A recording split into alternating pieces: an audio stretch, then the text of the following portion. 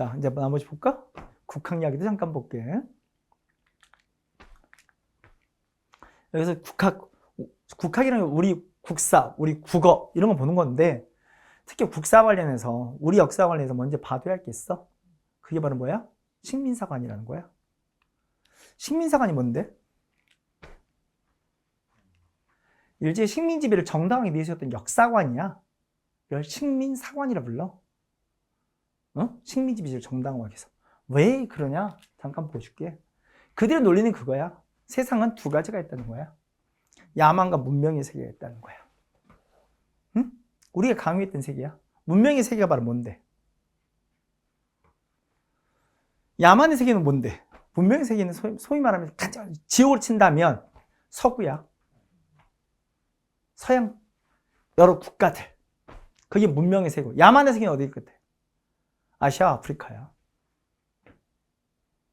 아시아, 아프리카가 야만의 세계야. 여기는 끊임없이 발전해가고 여기는 뭐냐? 여기를 발전이라 부른다면 여기 뭐야? 정체야. 하나도 발전을 볼 수 없는.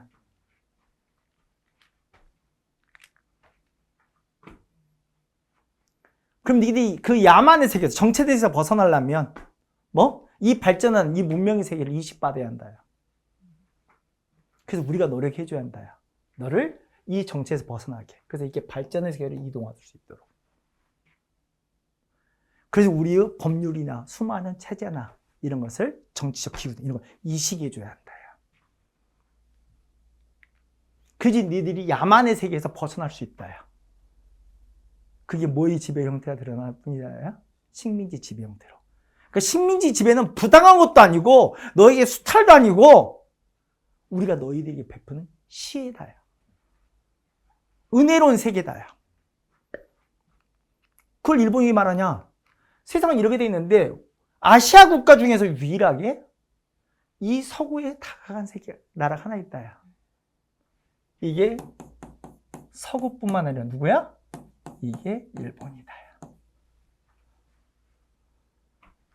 그럼 이쪽의 세계 누구? 조선은 우리의 지배를 봐야만이 그 야만과 정체의 세계에서 벗어날 수 있다.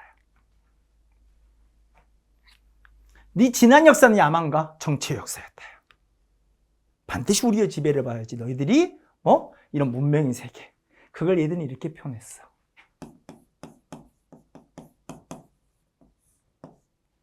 근대화의 세계로 나아갈 수 있다고. 우리에게 근대화라면 서구화였어. 어떤 면에서 우리는 지금도 우리 마음속에는 그 식민사관이 찌들어 있는지도 몰라. 우리에게 근대화란 뭐냐면 서구화야. 서구를 따라가도 일본을 따라가는 길을 따라가는 거야. 우리에게는 정말 머릿속으로 역사의 길은 하나밖에 없는 줄 알았어. 우리도 계속 그런 고민 속에 살았거든. 그래서 우리 안에서 끊임없이 뭘 찾아야 되는데 서구화될 수 있는, 서양을 쫓아갈 수 있는, 그들을 닮아갈 수 있는 길이 없나 끊임없이 고민하고. 우리의 머릿속에 모든 사고는 저 서구 중심으로. 그러도록 얘들이 심었고. 내가 최근에 딴 얘기를 좀 더 하면 제일 우스운 이야기 중 하나가 뭔지 알아? 요즘 언론 보도를 보더라도 우리에게 이 잘못된 근대화의 환상이 남아있구나. 서구 중심적 사고가 남아있구나. 라는 생각을 가끔씩 해본다. 요즘 제일 많이 쓰는 단어 중에 뭐가 있는 줄 알아? 중동. 지금 한참 시끄러운 게 미국, 이스라엘 대 이란과의 전쟁 속에서 맨날 그쪽 지역을 부른 말이 중동 그러잖아. 중동이 뭐야? 한자 한번 써볼게. 중동이잖아. 응? 가운데 주제 동력동 쪽을 쓰는 거 아니야? 자, 우리가 중동이라는 말 쓰는 게 맞아? 자, 봐볼까? 우리가 여기 있어? 얘는 여기 있잖아. 이게 중동이야? 난 내가 보기에 우리 한반도에 봤을 때 그 이란은 맞지? 곧 죽어도 동쪽에 서쪽에 있는데? 하늘이 두 쪽 나도 걔들은 서쪽에 있는 거 아니야? 우리나라 보면 거기는 뭐야? 아시아 중에 어디야? 서남쪽에 있는 거 맞지? 서남아시아 아니야? 근데 왜 우리가 중동이라 불러? 중동은 누가 본 거야? 이쪽에 있는 애가 얘를 볼 때 중동 아닌가? 그럼 누가 보고 있는 거야? 서양과 미국에 봤을 때.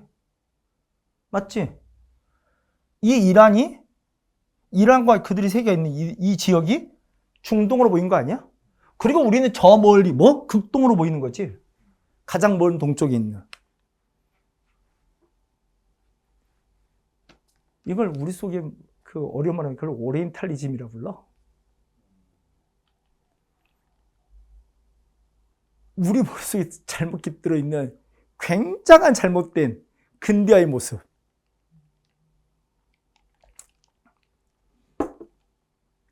말이 좀 번지긴 했는데.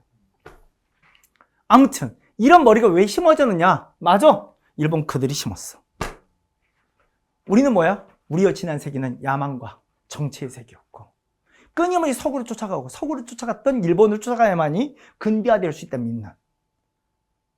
그 식민지 세계는 뭐 수탈의 시간이 아니라 너희들이 근대화되는 시간인 거야. 얘가? 자, 아무튼 식민사관이 좀 더 내가 볼게. 그러면 그래서 일본의 식민지 너무너무 정당한 게 아니라 은혜야. 은혜로운 시간이 되는 거야. 너를 여기로부터 벗어나게 만들었다. 그게 식민사관이야. 그럼 우리 과거에서는 좋게야 나쁘게야. 최악의 역사로 설명되는 거야. 끔찍한 역사로 설명되는 거고. 그러니까 우리 편에 그러잖아. 조선 놈은 안 돼. 엽자는 안 돼. 이딴 표현이 거기서 나오는 표현이야. 우리 자기 비하적 표현들. 여러분 우리가 국뽕을 맞으라는 소리는 아니야. 근데 우리가 이상하게 말도 안 되는 자기 비하들. 그 모든 출발이 여기서 시작됐냐? 여기야. 니들은 안 돼. 근데 얘들이 또 만든 결정적 계기가 있다. 이걸 만든 이유가. 이 책 때문이야. 한국통사라고. 유명한 책인지 좀 이따가 우리 역사가 박윤수 선생님 때문에 들을 텐데 이 책이 박윤수 선생님이 이제 밖에 해외에서 이 책을 써서 이 책이 국내에 유포되기 시작한 거야. 이 책 기가 막히게 잘 쓴 거야. 여기서 이 통짜가 무슨 통짜인 줄 알아? 혹시 아나? 일본 한자로 써준 거야. 통증 그러는 거지. 아플 통짜야, 아플 통. 그러니까 한국의 아픈 역사야. 가장 아픈 역사 뭐겠어? 나라를 빼앗긴 역사지. 어떻게 일제히 나라를 빼앗겼는가? 저들의 침략이 얼마나 부당한가? 그럼 얘 논리가 너무 어긋나잖아. 근데 그걸 너무 논리적으로 잘 쓴 거야. 기가 막히게 쓴 거야. 그 일제가 처음에는 뭐 했냐? 못 보게 했어. 보지 마. 보면 가만두지 않을 거야. 1910년대 못 보게 했어. 그러니까 못 보니까 못 보긴 어째? 더 보고 싶지. 맞아, 사람이 그래. 그러니까 오히려 더 안 먹히는 거야. 그럼 어째? 오히려 지들 이야기로 이 세상을 덮어버리면 답이 되지 않을까. 그래서 이것에 대항하기 위해서 내세운 게 식민사관이에요. 그래서 만든 단체가 있어.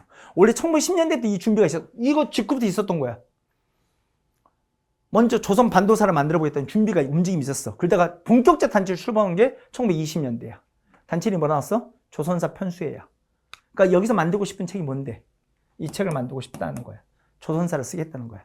조선사를 만드는 책에서 조선사 편수회라고 부른 거야. 그래서 얘들이 총독 직할로 이 책을 만들어낼 거거든. 이 책이 그래서 언제 나와? 왜 나왔잖아. 1900 몇 년대? 30년대 나오는 거야. 일제가 이 조선사라는 책을 만들기 위해서 이미 1910년대부터 이 준비 작업을 하고 20년대 본격적 단체를 출범해서 또 그 뒤로도 몇 년 준비해서 7년 넘게 준비해서 맞지? 그래서 무려 8년에 걸쳐서 아니 8년인가 한 7년 걸쳐서 이 책이 완간돼 가는 거야. 그럼 미리 말할게. 이 조선사가 이 1930년대 나왔잖아. 그럼 이 책의 논리를 하나씩 보면 비판해야 할 거 아니야? 그치? 그럼 이것을 비판하는 우리의 역사 연구는 다 몇 년대에 있었겠어? 뭔 40년대야. 그 너무 뒤로 가지 않냐? 곧 나라 망할 것, 이게 일제도 패망할 것 같은데? 그럼 30년대야. 우리요, 이 식민상을 극복할 우리 노력도 어떻게 보면 1930년대 이야기야. 미리 말해주면. 이해가? 자, 그 밖에는 청구학회라는 단체도 있는 거고, 그러니까 식민생활에 유명한 두 단체가 조선사 편수회, 조선사라면 편수회도 있고, 청구학회라 불리는 대표적 경성제대 교수들. 경성제대가 어떻게 만들어진지 봤지? 밀립대학 무너뜨리고. 그래서 일제가 세웠던 게 경성제대잖아. 경성제대 교수들이나 이 조선사를 만드는 그 편수 회원들이 주축이 됐다. 그러니까 여기서 주로 만드는 게 말하고 있어. 식민상 논리를 유포하고 이런 과정을 보는 거지. 그래서 발행된 청구학총이라 나왔지. 그때 간행물도 존재했던 거고. 자, 이 두 단체를 중심으로 확산됐던 식민사관 이야기. 내용은 뭐냐? 잠깐 보여줄게. 내용 잠깐 볼게. 내용을 보기 위해서 우리 역사를 나눠보면 고대, 역사를 이렇게 나오죠. 고대부터 시작해서 중세, 근대로 이어지는 요 역사 속에서 잠깐 보면 우리 고대라면 대략 언제부터 언제까지를 고대라 불러? 나라를 처음 만들어서부터 언제까지? 삼국 넘어서 삼국을 끝나? 그러면 통일한 신라는? 발해는? 그치? 대략 여기가 보는 거 아니야. 그치? 고대부터 이야기해보면 가장 대표적인 논리 중 하나가 일선동조론이야. 일선동조가 뭔데? 그래, 일본과 조선은 뭐? 조상이 같다야. 왜 일본과 조선이 하나의 나라가 돼야 하느냐? 일선동조 때문에 그렇다는 거야. 일본과 조선은 그 뿌리부터 같으니까. 그래서 우리 뿌리가 바로 뭐냐? 단군부터 시작됐잖아. 그래서 일본이 기가 막힌 이야기를 뭐 단군이 바로 뭐라는 거야. 아마테라스 몰라도 돼. 우리가 알아서 뭐하게. 일본의 시조친이야. 걔 동생이 스사노인데 그가 어디로 와서 한반도 와서 단군이 됐다요. 그래서 일본과 조선은 형제국가라는 거야. 이런 말도 안 되는 개소리부터 시작해서 역사 애국가 날존지. 유명한 타율성론도 있어. 고대에 대해서. 우리 고대라는 건 나라가 처음 만들어 출발하는 거잖아. 타율성이란 말은 뭐야? 뭐의 반대말이야? 자율성 반대지. 그러니까 우리가 처음 나라를 만드는 과정이 자율적으로 만들었다, 타율적으로 만들었다. 타율적. 국가라는 거. 정치적 경험으로 처음한 게 타율. 다른 나라, 다른 민족의, 다른 세력의 영향 속에 처음 등장했다야. 그게 타율성론이야. 대표적인 뭐냐? 이거야. 지도를 조금만 지울게. 이거 좀 지우고. 잠깐 봐볼까? 이 지도 보면 한반도 북쪽은 누구의 지배를 두고 국가를 처음 경험했냐 말하면 이렇게 말. 그러니까 얘들이 말이 되게 논리가 웃긴다. 얘들이 기본적으로 당군을 부정한다. 근데 당군이 있다면 우리가 항상 당군이라고 하는 거야. 당군이 있다면 일본 시조신의 동생이라 말하고 얘가 그 당군을 기본적으로 부정하는 입장이기 때문에 너희들은 처음 나라가 고조선이란 조선이라는 나라가 있다 없다? 없다라 말하는 거야. 그럼 한반도는 언제 국가를 처음 경험했느냐? 한반도 북쪽은 대륙과 이어졌다야. 그 누구의 지배를 받으면서? 그럼 중국 대륙의 지배를 받으면서 국가라는 걸 처음 경험했다야. 그게 바로 뭐냐? 이거라는 거야. 혹시 기억나? 한사군. 한이 지배하면 너희들이 국가를 처음 경험했다. 아, 저런 게 국가로구나. 네 스스로 국가를 만들 능력이 없다야. 그럼 한반도 남쪽 누가 어떻게 국가를 처음 경험했느냐? 누구의 지배를 받으면서? 한반도 남쪽은 해양과 이어졌다요. 그 누구의 지배예요? 일본의 지배를 받으면서. 임나에 일본부가 설치되면서 니들이 국가를 처음 경험했다요. 너희는 스스로 국가를 만들 능력이 없다요. 너희들은 뭔가 식민지, 지배를 받아야지 뭔가 시작이 된다야. 스스로 발전 능력 자체가 거세된 얘들이다. 그게 타율성론이야. 이해가? 대표적인 한반도 기온설이라든지 혹은 임나 일본부와 같은. 이걸 다른 말로 뭐라면 니들이 왜 이러냐? 니들이 뭐기 때문에? 반도이기 때문에 그렇다요. 반도니까 한쪽은 대륙과 이어지고 한쪽은 해양과 이어졌으니까 뭐 대륙세는 해양세계 지배를 받아야만이 너희들이 뭐 한다야? 국가란 걸 경험할 수 있다야. 네 자생적 능력 자체가 제가 된 아이들. 그래서 반도사관이라고 부르는 거야. 이해갔어? 자, 두 번째. 중세 이야기 볼까? 중세는 언제야? 우리로 좀 국가로 치면? 맞아, 고려야. 근데 하나 더 올게. 우리 근대는 언제라 배웠어? 그래, 개항 이후지. 개항 이후잖아. 그러면 여기가 중세가 고려만 하기는 좀 말이 안 맞는지 알겠지? 어디를 껴야 돼? 그래, 조선까지. 그러니까 우리가 이제 우리 책에는 우리가 이제 배울 때는 조선은 근세 국가를 배웠는데 우리는 좀 다르게 시대 공부한 것 뿐이야. 이 중세와 근대 사이에 껴있는 시대가 있다 해서 더 집어넣은 것 뿐이야. 그 중세의 마지막과 근대의 첫 시작. 그래서 중간에 이걸 근세라 붙여서 여기를 조선이라 표현하게 돼 있는데, 근데 일반적으로 서양 시대공법이에요. 일본의 식민사관에서는 이걸 따로 두지 않았어. 그 중세 근대를 나왔거든. 근데 여기서 제일 심하게 날조된 시대는 어디 같아? 고려일 것 같아? 조선일 것 같아? 일제가 식민사관을 가장 때려박았던 시대는 어디일 것 같아? 그래, 조선이에요, 조선. 왜 그럴 것 같아? 나중에 지가 왔을 때 대비돼야 하잖아. 그 전 국가니까 가장 거지 같아야 할 거 아니야. 망하기 직전으로 보여야 할 거 아니야. 그래서 실제로 식민사관이 가장 집중해야 되는 시대가 여기야. 아마 여러분 아버님 세대한테 물어봐, 여쭤봤을 때 머릿속에 가장 우리 한반도에 있었던 부정적 국가를 말해보세요. 그러면 열의 8, 9은 딱 말할 거야. 어디? 조선이야. 할아버지라면 더 가고, 조선은 정말 태어나지 말할 나라가 되는 거고, 이런 거지 같은 나라는 더 이상 없는 거야. 이유가 다 뭐냐? 이거야.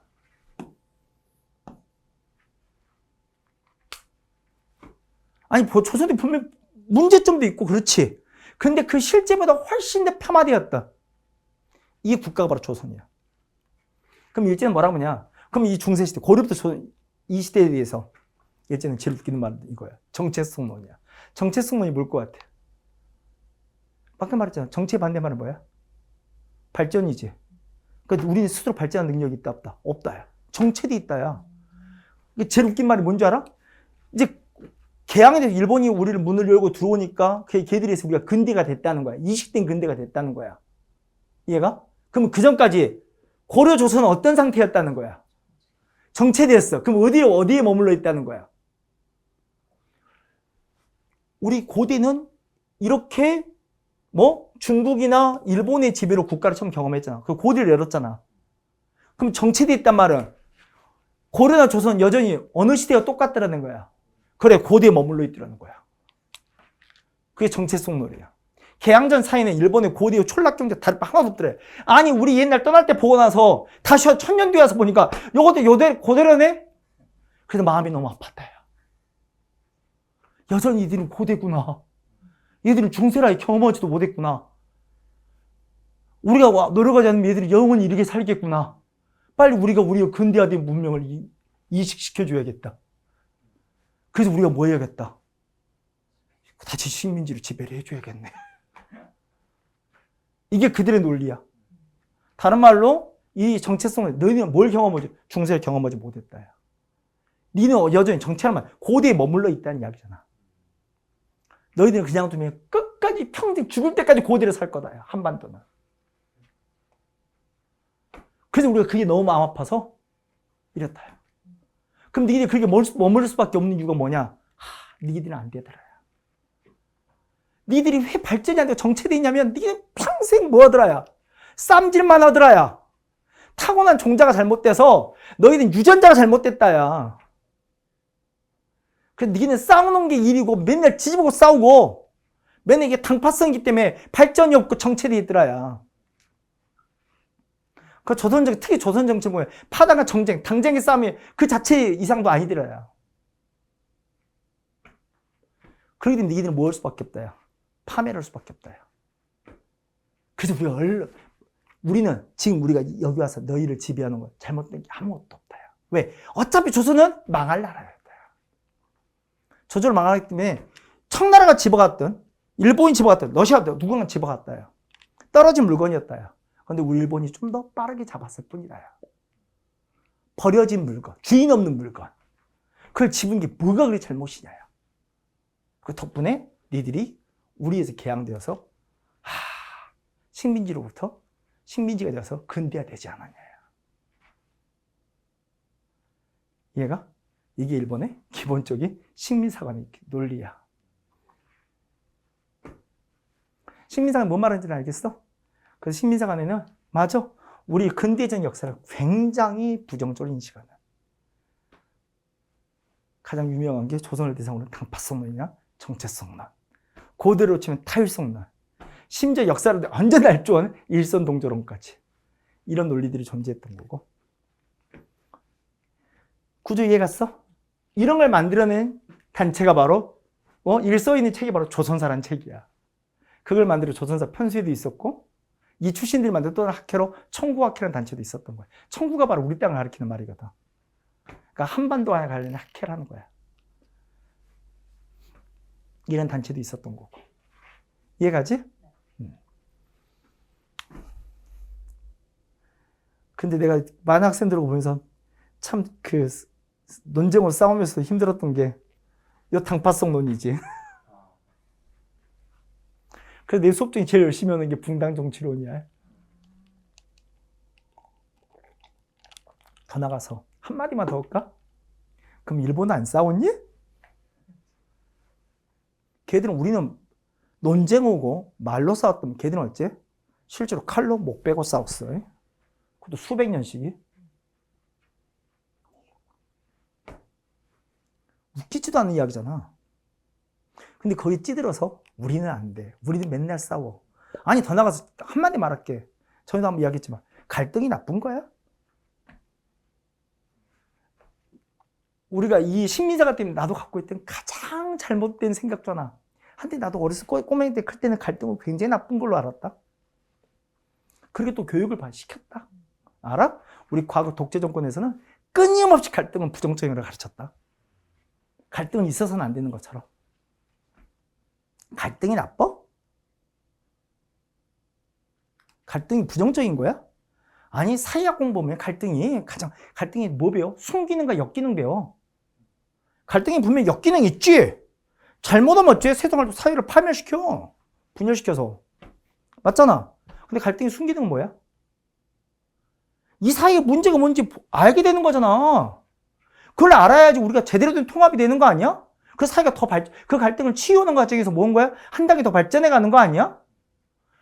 어느 사이나 갈등이 있어, 없어? 있어. 전 세계 어느 나라를 봐. 어느 국가를 봐. 어느 사회를 봐. 갈등 없는 사이가 있어, 없어? 있잖아. 다 갈등이 있어. 갈등은 정상적인 거야. 맞잖아. 갈등은 지극히 정상적인 거야. 갈등이 안 보인다? 그 말은 뭘 것 같아? 갈등이 은폐되어 있다는 이야기야. 그런데 그 사이는 썩을 만큼 썩고 골물 만큼 골맞다는 거야. 깨놓고 말하자. 우리 주변에서 가장 갈등이 안 보이는 나라가 어디야? 우리 북쪽이 있잖아. 우리 북쪽에 있잖아. 갈등 전혀 안 보여. 그래서 갈 때까지 간 거야. 우리나라가 그런 나라 되고 싶다고? 미친 거 아니야? 맞잖아. 우리 과거 그렇게 가르쳤어. 그리 한다고. 여야는 싸우면 안 된다고. 오반 이야기고. 아무튼 갈등은 정상적이라는 거야. 그러니까 우리 속에 나도 모르는 게 시민장 보면 내 감정이 참 복잡할 때가 있어. 왜? 거기 찌들리는 내가 느껴지거든. 나의 과거가 느껴지고 뭔가 그 소위 말하면 트라우마처럼 뭔가 눌려있는 그 나의 모습이 느껴지거든 실제로. 응? 비판하면서도 끊임없이 그런 생각은 한번 돌아가서 자 이걸 극복할 노력을 잠깐 볼게. 근데 신민사관이 주로 언제 나온 거라고? 처음 20년 준비해서 30년 그 책들이 완결편을 쫙 나온 거야. 그러니까 이것도 반박한 논리도 언제 나온다고? 1930년을 주야. 그래서 신민사관 반박을 잠깐 보시면 그 전에 하나만 더. 일본이 난주 여기서 더 나가서 이게 만선사가 나온다. 만선이 뭔지 알아? 지금 일본의 논리 중 하나가 고대 논리가 일본과 조선은 뭐다야? 하나야. 뿌리가 같다. 이게 일본과 조선은 이렇게가 하나라는 이야기잖아. 맞지? 근데 일본이 이제 1930년 만주 침략하고 싶지. 그걸 봤더니 중국 가고 싶지. 그럼 어떻게 해야겠어? 만주로 갈 명분이 만들어져야 할 거 아니야. 이렇게가 하나야. 얘가 한반도의 뿌리는 이렇게 이어졌다야. 그러면 이렇게 하나가 되는 거지. 이게 만선사가 이어지는 과정이야. 참고로 말하면. 이해갔죠? 자, 아무튼 우리 극복놀이 잠깐 볼게. 이거 주로 언제 나온다고? 1930년대 나왔던. 첫 번째 민족주의에서 이걸 비판해 가겠지? 그럼 민족주의 사학도 있고 또 어느 쪽에서 이 신민상을 비판하게 되겠어? 당연히 사회주의도 있지. 그걸 사회경제사학이라고 불러. 사회주의 쪽에서는 사회경제사학이라고 부르거든. 그리고 마지막 뭐도 있냐. 이건 특정 이념들과 되게 주의 이념 사상이 굉장히 강하잖아. 되게 순수 학문적 입장에서 고증을 통해서 실증을 통해서 이걸 극복해보자 움직인다. 왜? 이게 날조된 이야기니까. 마지막 무슨 사까지? 실증사까지. 이게 다 몇 년대 이야기라고?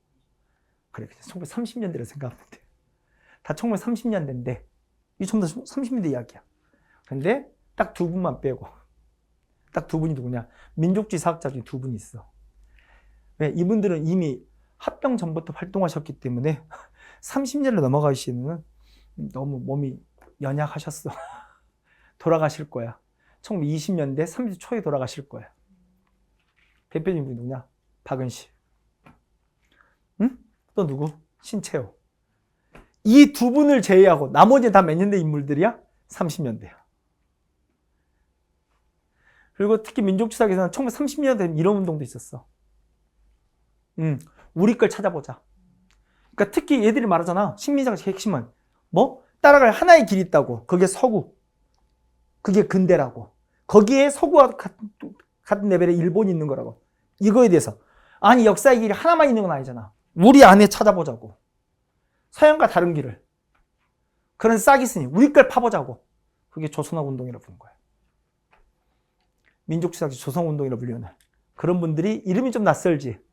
정인보 선생이나 문일평, 안재홍 같은 분들이 있었고. 그리고 사회주의 쪽에서는 사회경제사라는 분들 있잖아. 백남 같은 분들이 있었고. 처음 보지? 그리고 실증주의 사학으로는 이런 단체도 있었어. 진단학회라고. 아무튼 이런 식민상 비판 여러 노력들이 1900몇 년대 전개되는 거라고? 1930년대.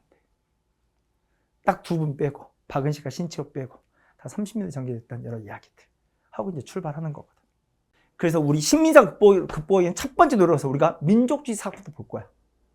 그 민족주의 사학의 첫 번째 인물로 우리가 보는 분이 박은식이야. 박은식은 1930년대 분이 아니야.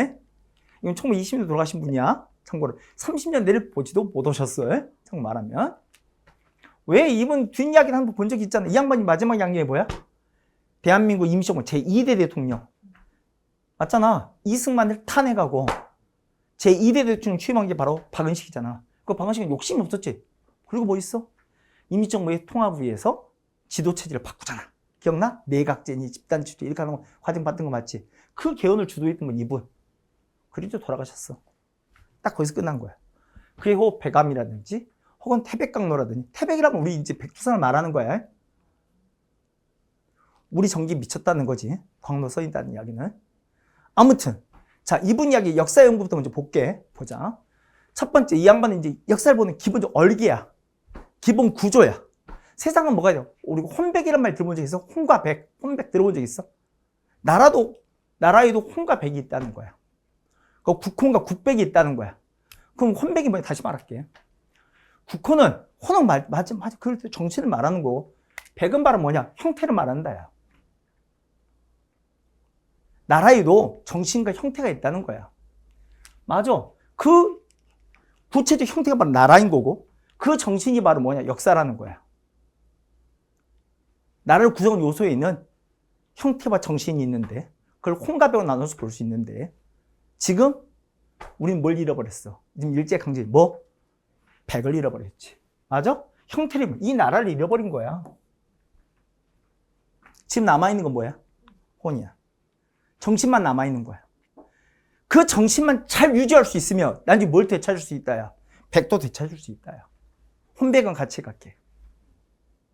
언제든 백은 잃을 수 있지만 혼을 유지한다면 나라는 다시 되찾을 수 있다. 근데 그 혼의 정체가 어디에 있다는 거야? 써있잖아. 어디에 있다고? 역사. 그래서 역사의 중요성을 이야기한 거야. 그래서 국혼을 수호한다면 반드시 나라는 회복할 수 있다. 정신수호가 그래서 중요한 문제다. 이해가지? 근데 원래부터 있었던 우리의 정신이 무엇인가 하는 관심이 있었던 거야. 그래서 이 양반이 처음 연구했던 건 어디냐면 고대사야, 고대사. 우리 민족이 처음 나라를 만들어서부터까지 흘러오는 우리의 고유의 정신을 찾고자 했던 거야. 그리고 또 이 양반이 이런 고대사 연구를 집중했던 이유가 있다. 이 양반이, 그러니까 저 당군부터 우리 역사의 기원도 보는 거거든. 이걸 한 이유가 뭔 줄 알아? 당군하면 잠깐 떠오르는 종교가 있지 않아? 그래, 대종교야. 맞아. 이 양반이 1910년 나라를 빼앗긴 뒤에 이제 국내 활동이 어려워지니까 해외로 나갔거든. 만주로 가서 그 대종교 관련 학교에서 근무하셨어. 그 대종교도가 돼. 그럼 실제로 정말로 예전부터 저 당군 시대 시작된 우리 역사를 찾고 싶었던 거야, 우리 혼. 그래서 그걸 썼던 게 대동 고대사론 하고 말하는 거고. 정말 말하면 민족지사학의 다 특징이 뭐냐면, 민족지사학은 전부 대부분이 우리 국호는 처음부터 있었던 거 아니야. 맞지? 그분들 생각에.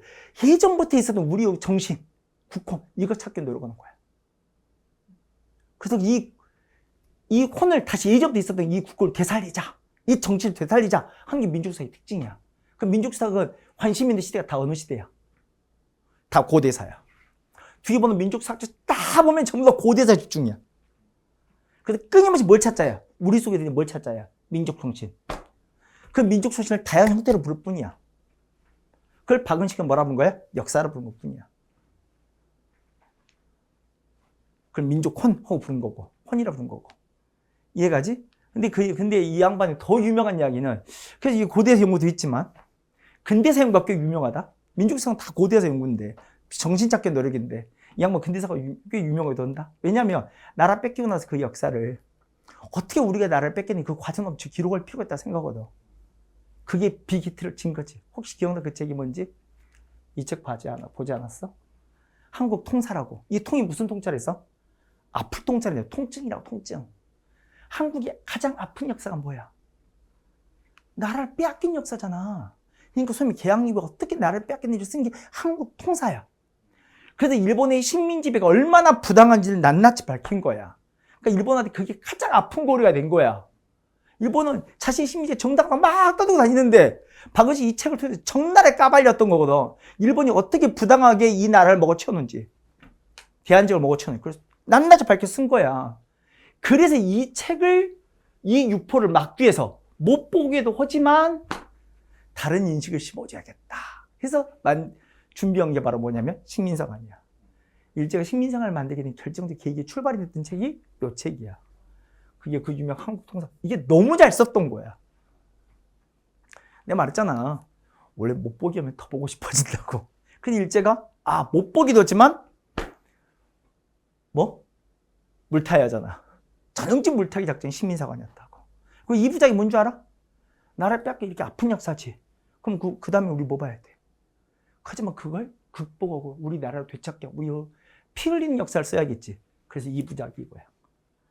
한국 독립운동지 혈사, 피혈자인지 알겠지? 혈사. 그 이 부작이야. 박은식은 가장 유명한 이 부작이고요. 근데 원래 민족지사는 다 고대사 연구자들인데 독특하게 박은식 선생은 이 양반은 고대사 썼는데 근대사가 더 유명해. 한번 좀 받으시고.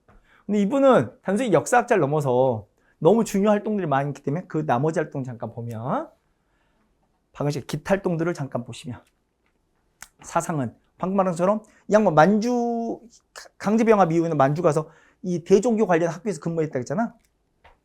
대종교도가 되기도 하셨고. 하지만 원래는 뭐라 하겠어? 이분 근대 때 원래 이 양반 유학자 출신이라는 거 혹시 기억나?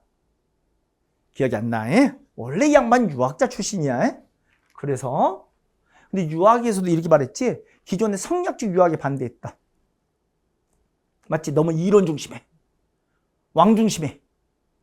맞지? 그래서 뭘 강조한다고? 실천을 강조, 양명학.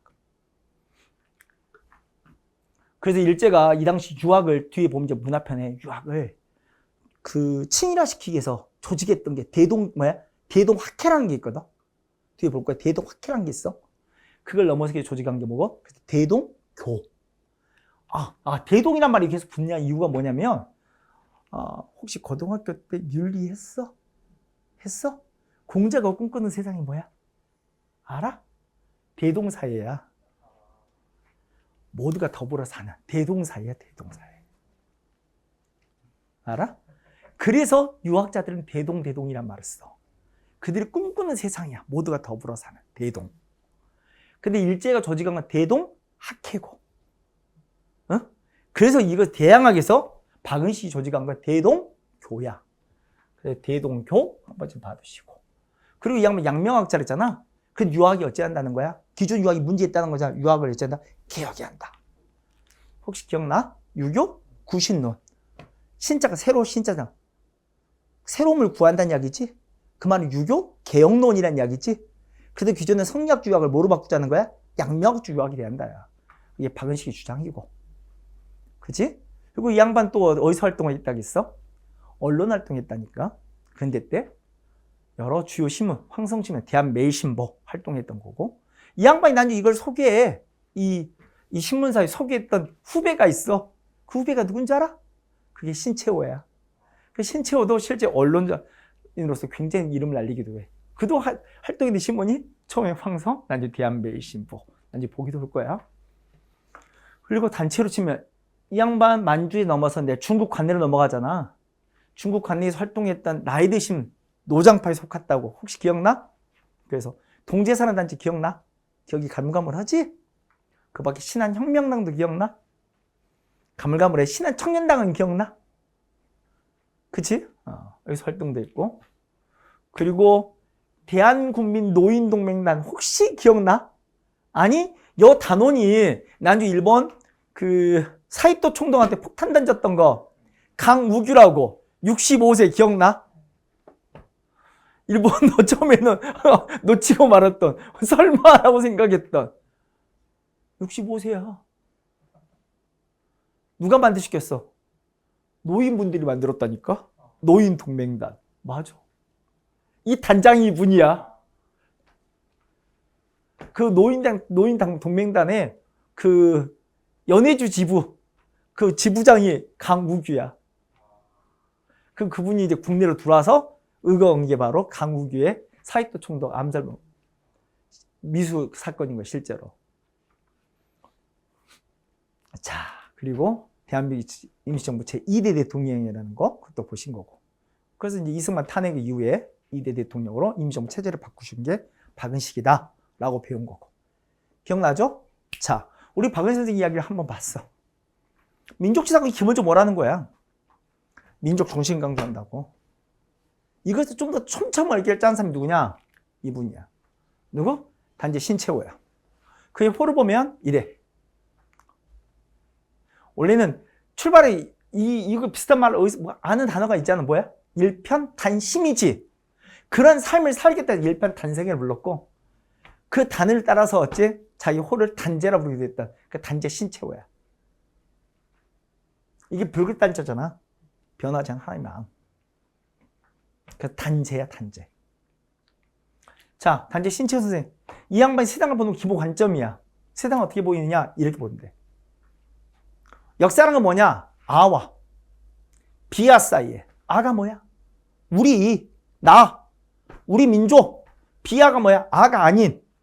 비아니까. 비가 뭔지 알잖아. 아니 비자니까. 다른 민족. 그러니까 투쟁의 기록이 바로 뭐라? 역사라는 거야. 역사는 끊임없는, 그러니까 특히 민족 간의 관계를 본다면 우리 민족과 다른 민족 끊임없는 투쟁의 기록이 바로 역사다. 이게 기본 인식이야. 그래서 우리는 끊임없이 우리의 고유의 사상과 외리의 사상이 끊임없이 충돌하는 구조 속에 존재했다는 거야. 그러니까 우리 민족이 끊임없이 내려오는 고유의 자주적 사상이 있었고, 그것이 외리의 사상이 들어와서 그걸 침범해 들어가고, 그 외리의 사상이 주도가 되면 우리 고유의 자주적 사상이 뭉개진다는 거야. 그래서 나라를 뺏기기도 하고 우리 자주성이 흐트러지기도 한다는 거야. 아와 비아 사이 투쟁의 기록이라는 거야. 그게 역사다야. 그럼 우리 고유의 사상이 바로 뭐냐? 이거라는 거지. 우리 민족 속에는 끈끈한 고유의 사상. 그게 난가라 부르는 거야. 응?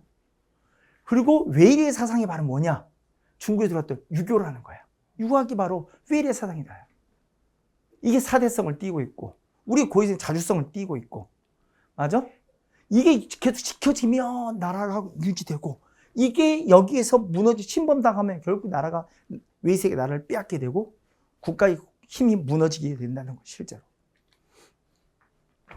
그래도 이들은 생각한 거야. 우리는 예전부터 그런 고유의 자주적 정신을 갖고 살았다는 거지. 그 속에 우리가 존재했다는 거야. 저 당군부터 시작해서 얘가 부여, 고구를 이어지는 자주적 상이 있었다는 거야. 그게 신라 초창기도 있었다는 거지. 우리 민족 모두가 그렇게 자주의 사상을 삼국까지도 갖고 있었다는 거야. 신라도 외세를 끌어들이기 전까지는, 외세를 끌어들인 게 언제야? 신라가 통일할 때 당나라 끌어들이잖아. 그 전까지는 신라의 자주의 사상이 있었다는 거야. 그게 대표적으로 화랑도에도 그런 모습이 보인다는 거야. 그걸 뭐라 불렀다는 거야? 낭가라 불렀다는 거야. 그런데 이 양반들은 그 예전부터 있으면 우리 고유상을 찾기 노력했던 거야. 그래서 맨날 파는 시대가 어느 시대야? 고대야.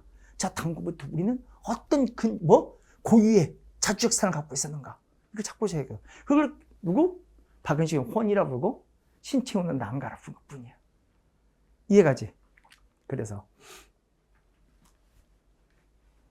이 구도를 어떻게 설명하냐? 한 번 더 볼게. 밑에 보면 대표적 사례로 이걸 소개한 거지. 우리 그래서 중요시된 게 바로 뭐야? 저 당구부터 시작돼. 당군, 부여, 고로 이어지는, 맞아? 그 속에는 우리의 자주의 사상이 숨쉬고 있었다는 거지. 그래서 저 고대사를 연구한 거고. 이해가지? 그러면서 대표적으로 강조했던 운동이 바로 서경천도 운동이라는 거야. 서경천도 운동이 바로 뭐야? 묘청이 어디로? 서경, 평양으로 천도로 끊겼다는 이야기잖아. 그치? 이 묘청이 바로 뭐의 가장 핵심적인 인물이라는 거야. 우리 저 당군대는 고유사상의 핵심적, 그걸 잊지 않는 인물이 바로 묘청이었다는 거야. 그래서 자주정이 숨쉬고 있었던 거고. 얘가? 그래서 고구려의 근거진 서경, 평양으로 옮겨가고 싶어 했다는 거야. 이렇게 이어진 묘청이라면, 아니, 끊임없이 외래의 사상은 우리에게 침식에 들어오다는 거지. 사대적인, 그 유학자 누구? 김부시. 근데 여기서 누가 지고? 묘청이 지고, 이 김부식이 승리함으로써 우리의 자주의 정신이 딱 꺾였다는 거지. 그래서 이 묘청을 이렇게 평가하냐. 조선에서 1000년 동안 있었던 가장 중요했던, 너무 아쉬웠던, 이러면서 우리의 자주정신이 뭉개지기 시작했다. 그래서 결국 나중에 조선 가서는 나라를 빼앗겼다. 라고 설명한 분이 누구야? 단지 신채호야. 그냥 솔직히 좀만 더 이야기하자면, 그럼 이렇게 보는 구도가 맞긴 맞아? 그건 좀 다를 수 있지. 실제가 그러냐는 좀 다른 문제인 것 같아. 내가 솔직히 삼국사기도 한번 읽어준 적이 있잖아. 혹시 삼국사기 서문 읽어준 거 너무 오래 기억이 안 나지? 근데 그게 정말 미친 듯 사대적이었어? 아니었던 것 같아. 굉장히 합리적으로 쓰여졌던 거 혹시 기억나? 근데 신체는 이렇게 설명했을까? 신채호는 지금 일제강점기를 살고 있는 거야. 그럼 일제강점기 어떻게 설명을 해야 하는 거야? 왜 나라를 빼앗겼는지. 이해가? 그러니까 언제든지 왜 이분이 이런 설명할 수밖에 없는지는 당시 일제강점기 실체 눈으로 보면 그 당위성이 보이는 거야. 근데 지금에서 보면 그 신채호가 참 현실 적합성이 있느냐? 지금 또 맞는 것이냐? 한 이야기는 또 다를 수 있는 거지. 역사는 그래서 되게 중요한 거야. 반드시 첫 번째는 뭐냐면 그 당대의 눈으로도 보기도 하고 또 어째? 지금의 눈으로도 볼 줄 알아야 하는 거야. 신체 고민도 충분히 이해가. 신체 지금 나라를 뺏긴 이 기가 막힌 역사를 어떻게든 설명하고 우리가 해야 할 게 무엇인지 설명을 해야 한단 말이야. 그지? 그 신체는 어떻게 설명하는 거야? 우리의 자주식이 사라져서 지금 나라를 빼앗겼다. 다시 그 자주식 다시 함양하자라고 말해야 할 거란 말이야. 그래 나라 되찾을 수 있다. 그건 신체가 맞는 이야기지. 그 당시에는 그렇게 설명해야 하는 거야. 그걸 역사에 대입한 거야. 근데 지금은 그런 당위성은 아니잖아. 그럼 오히려 역사를 객관적으로 볼 필요가 있는 거지. 시대적 과제가 달라졌으니까. 그 시대적 과제가 그 신체와 같은 시대적 과제가 없다는 전제하에서 다시 보면 이건 또다시 평가해 볼 수 있는 이야기잖아. 이해가? 신체 선생님이 틀렸다가 아니라 시대적 당면한 과제가 다르다는 거지. 역사를 활용하는 방법 자체가. 근데 신체 이렇게 할 수밖에 없는 시대를 살았다는 거야. 아무튼 이 양반들 그래서 계속 끊임없이 저 고대의 역사를 관심 있게 보고 그 속에 숨겨져 있던 우리 민족 고유의 자주의 정신을 찾기 위해서 몸부림치고 있다는 거야. 그래서 설명하고 노력하고 싶었다는 거야. 그게 언제 꺾인가 하는 시점을 보고 말하고도 싶어 했던 거고. 근데 신체는 그걸 딱 여기로 찝어서 말했다는 거지. 설명구도 다 이해갔어? 무슨 말인지 알겠지? 그러니까 뒤에 보면 나머지 민족주의 역사학자도 계속 무슨 말 하겠어? 우리 고대 사이 찬란해도 우리의 자주의 정신을 뒤져보자. 이 말이 계속 나오지 않겠어? 그게 반복적 이야기야? 민족사 계속 그 말할 거야. 이해가? 되게 단순해. 어렵지 않지? 그 밖에 그의 중요한 저서로서 그 조선사 연구초라든지. 그래서 이 양반이 뭐야? 그래서 고대에서 연구한 거야. 상고사, 상고 문화사 뭐 이런 걸 연구한 거. 다 고대에서 파고 있는 거야. 박은씨도 고대에서 팠던 거야. 근데 더 유명한 건 근대사 쓴 게 유명했던 것 뿐이야. 이해가지? 뒤에 보신 분도 다 고대사 연구자들이야. 우리 신채호도 개인적으로 너무 유명하신 분이라서 나머지 좀 더 보면 그 전에 이 양반 합병전에 썼던 뭐 이건 몰라도 요 책은 본 적이 있지. 민족시대 출발이 열었다. 이거 뭐라겠어? 무는 거 아니라겠지. 역사를 읽는 새로운 글이라잖아. 역사를 어떻게 읽어야 한다고. 중국이 아니라 우리도 저 지배층 왕조가 아니라 뭐 중심으로 민족을 중심 놓고 그 민족주의 사기 출발이 됐다. 토대가 되었다. 그러니까 기존 역사는 다 달라진 거잖아. 왜 기존 역사는 중국 중심 역사도 있었던 거고. 아니 우리를 보더라도 뭐 저 지배층만 해. 왕조 중심에. 맞지? 거기서 극복돼야 한다. 하는 게 바로 뭐야? 독사실론. 민족주의 사기 토대를 열었다. 그렇지 않아? 보는 거고. 그 밖에 신채호 선생의 여러 활동들을 잠깐 보면 양반 언론이라는 이야기 한번 했고 박은씨가 더불어서 소개했다니까 이렇게. 그 신문이 똑같아. 그리고 이 양반은 좀 해외 나가서도 언론인으로 계속 활동했어. 그래서 혹시 권업신문 기억나? 연예 권업회에서 만들었던 게 권업신문이라고. 그 신대하는 뭐냐라고 소개하자면 이거야. 이것 때문이야. 신채호는 대한민국 임시정부 초기에 참여하긴 했지만 임시정부에서 국무총리로 누구? 처음엔 이승만. 원래 이 상하이 임시정부가 국무총리제라겠지? 그래서 처음 이승만을 추대하자 이때부터 반발하기 시작했고 그리고 나중에 통합 대한민국 임시정부로 우리 헌법 개정이 있었던 거 기억나? 무슨 제로 바뀌었어?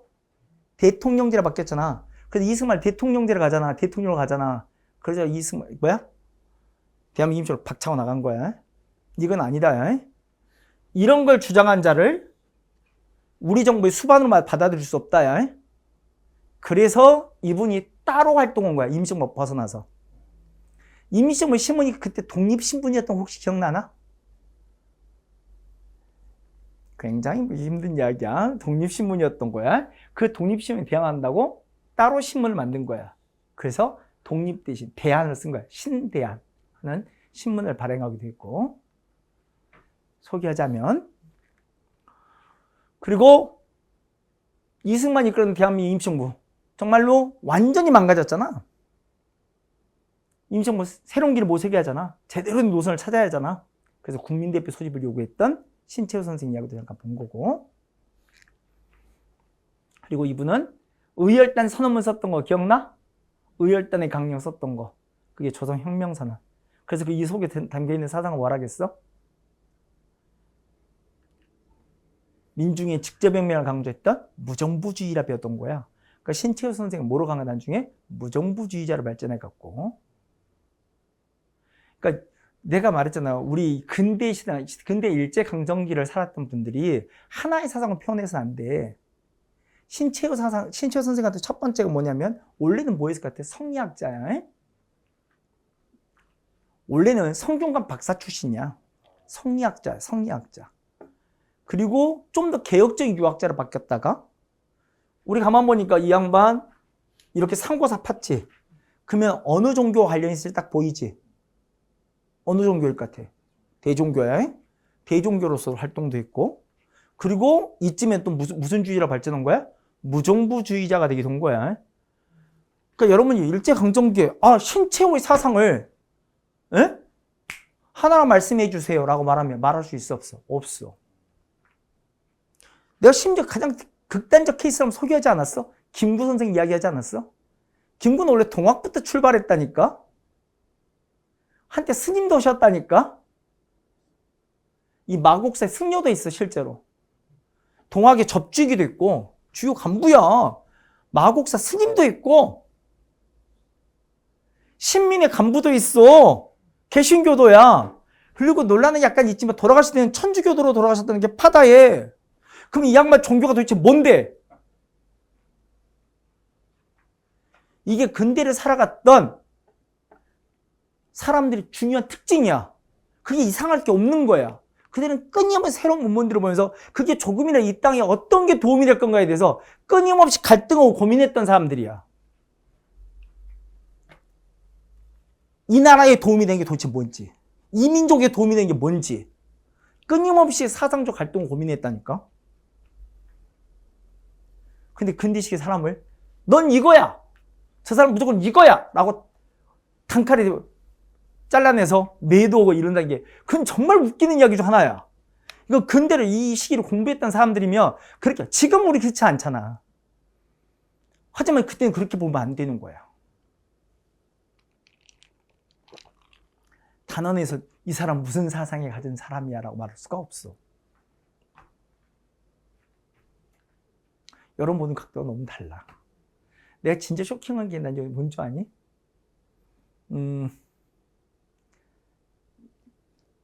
그냥 아니야, 지금 오버하지 말아야지.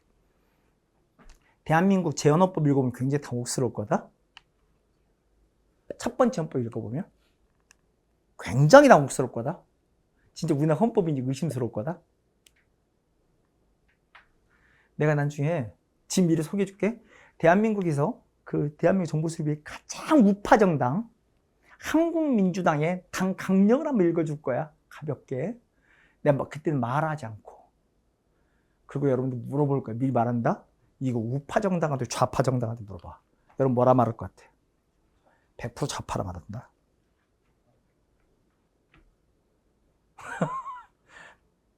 진짜로.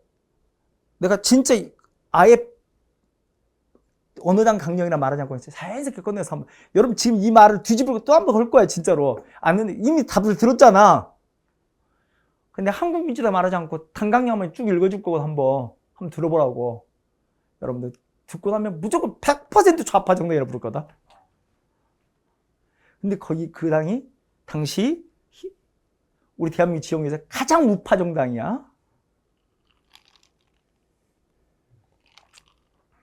지금의 눈빛으로 이야기하지 말란 말이야. 제발. 그리고 대종교 소개했지? 그게 이 시기를 살았던 사람들의 특징. 구도 이해갔어? 이해하는 민족주의학을 다들 우리 민족 속에 고유한 자주의 정신을 찾게 노력했구나.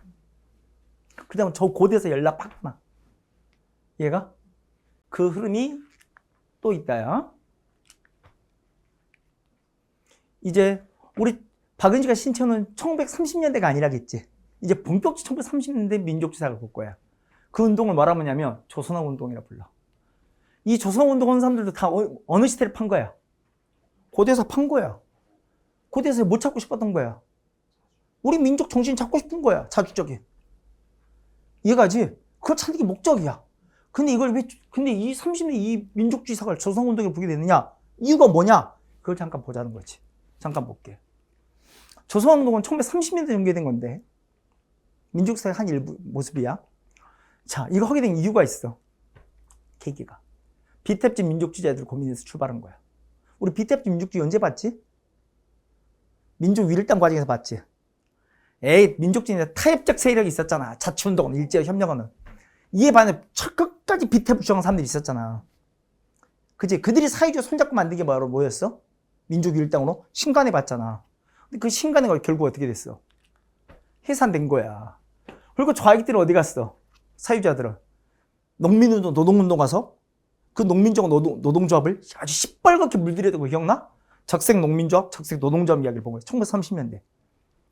그지? 그 일제가 치열하게 붙이기 시작한 거야. 그럼 비탭집 민족주의는 뭐하냐 이거야. 그들도 고민에 빠졌지. 나는 뭘 할 건가야. 그 과정 속에 나온 게 바로 조선업 운동이야. 왜 하게 됐냐? 이 계기가 있어. 이것 때문이야. 다산이 누구야? 그럼 정약용. 그의 후가 다산이잖아. 다산 정약용 선생 서거 100주년. 1935년이 서거 100주년이야. 어? 그러니까 34년인가 99주년 맞지? 내년이 100주년이야. 아니 내년에 그 유대인 학자 다산 정약용의 돌아가시 100주년이 다 됐는데 뭔가 기념사업을 해야 하지 않냐야.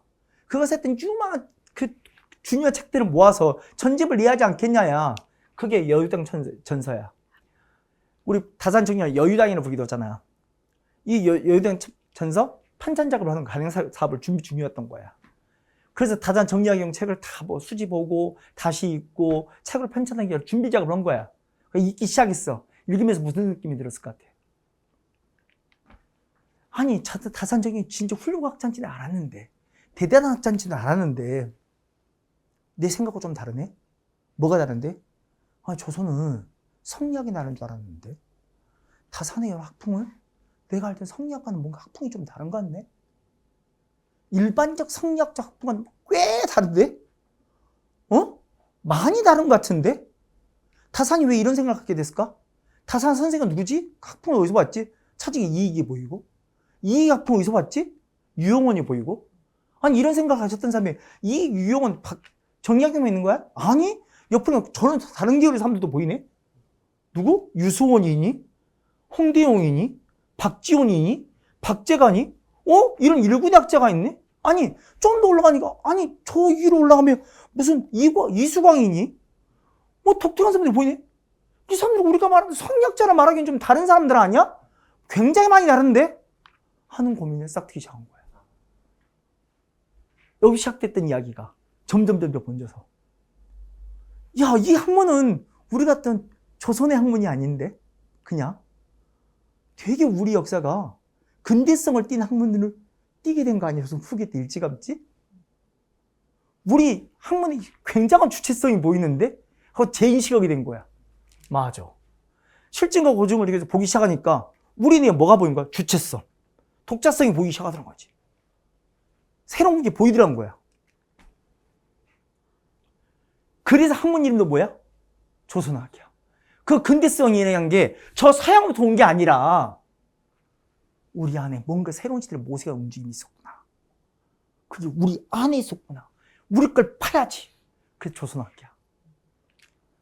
그래서 조선국의 특정 학문을 다시 재평가하자요. 그 특정 학문이 바로 뭔데? 그래서 그 학문 이름을 붙인 거야. 그걸 성리학이라고 부르기는 좀 이상하다야. 이 학문을 다르게 명명하자야.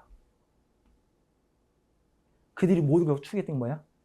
사실을 진리를 구했던 749시의 태도를 갖고 있었던 학문 아니냐? 우리도 공부해보니까. 그래서 뭐라 본다? 실학이라 본다. 실학이는 언제 붙은 거야? 100년 뒤에 붙은 거야. 정약용은 자기가 실학자인지 몰랐어. 정확히 말해줄게. 이익도 유용원도 홍대용도 박지원도 박재가도 단 한 명도 자기가 실학자인지는 몰랐어. 뒤늦게 붙여진 이름이라니까. 오케이? 실학인의 명명. 이것이 용어로 성립된 게 이때야. 이 조선업 운동을 통해서요. 그래서 이들이 이제 본격적으로 우리에 대한 긍지를 갖고 우리 역사를 파기 시작하는 거야. 분명히 이들의 공통점이 뭐냐면 조선 후기 학문에 이 실학에 대한 재정립의 노력도 있지만 하지만 그 속에서 우리는 뭐가 저 고대부터 뭐가 있었다. 우리의 고유의 자주정신이 있었다. 이것도 파고 싶었던 거야. 그와 관련된 대표적인 분이 누구냐면 위당 정인보야. 잠깐 보면 정인보도 뭘 판다? 정인보나 문일평이나 안재홍이나 이 양반들 여기서 뭐 찾고 싶다고? 우리 민족의 고유의 정신을 찾고 싶은 거야. 그 자주의 정신을. 얘가? 근데 그 전에 이들이 모이게 된 계기가 바로 이거다 모이게 된 거야. 이 조선운동 과정에서 다산 정리학이 너무 훌륭한 분.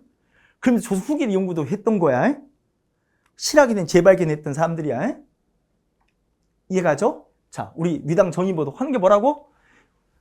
이 조선 후기도 팠지만 저 고대부터 흘러오는 우리 민족의 자유의 정신 찾고 싶은 거지. 그래서 이분이 했던 게 이거야. 저 5,000년, 저 고대부터 우리 민족 속에는 자주의 정신을 찾기 시작한 거야. 그걸 뭐라 불렀어? 써있잖아. 5,000년간의 조선의 뭐? 여러분, 얼이란 말을 듣기 여기야. 그래서 얼을, 그 민족 중에 이 양반은 얼이라 부른 거고. 박은식이 뭐라 불렀다면? 혼이라 불렀다면.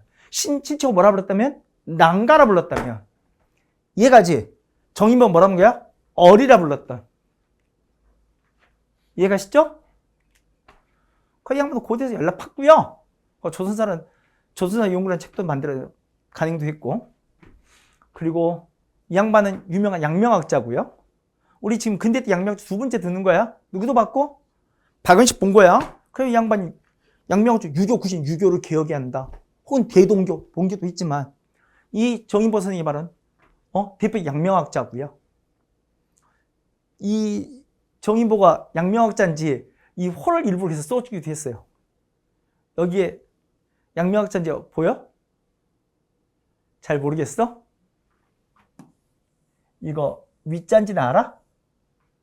미안해. 내가 너무 오바야. 이게 한자라면 참 편한 게 많은데 우리는 한자가 너무 많아서. 위자 무슨 위자? 할 위자야. 할 위자니까 무슨 금방 오지? 해야 한다야. 알면 행해야 한다야. 그래서 위당이야. 얘가? 그래서 이 양반이 양명학자님 확인할 수 있는 거야. 위당 정인 뭐니까. 양명학자인지 알겠어? 그 양명학자들이 모였던 곳이 어디라 했어? 강화도였던 거 기억나? 그래서 강화파의 이론이었던 우리 위당 정인보 받으시고요. 뭐 저 사람까지 몰라도 아마 양명학자다 이것만 알면 돼. 그리고 이 양반은 한때 중국에서 활동되지 뭐 여기 몰라도 돼. 그냥 칸이 한 장 남아 써본 것뿐이야. 이승만 때 뭐 감사원장도 지냈던 우리 정인보 선생님 이야기 나와 있고, 이 중에 그 민족지사학자 중에 가장 독특한 사람은 이 문일평이야. 우리 민족지사학자는 다 뭐 찾는 거라고? 정신 찾는 거야. 그건 똑같아. 근데 그걸 어디서 찾는다고? 저 고대부터 찾는다고. 근데 문일평 그렇지 않아. 정신을 찾는데 고대부터 찾는 게 아니야. 이 양반 되게 민중적 성격이 강해. 백성들. 그들을 통해서 아니 우리 민족적 저 백성들 마음속에 우리 모두의 마음속에 있는 거 아니냐.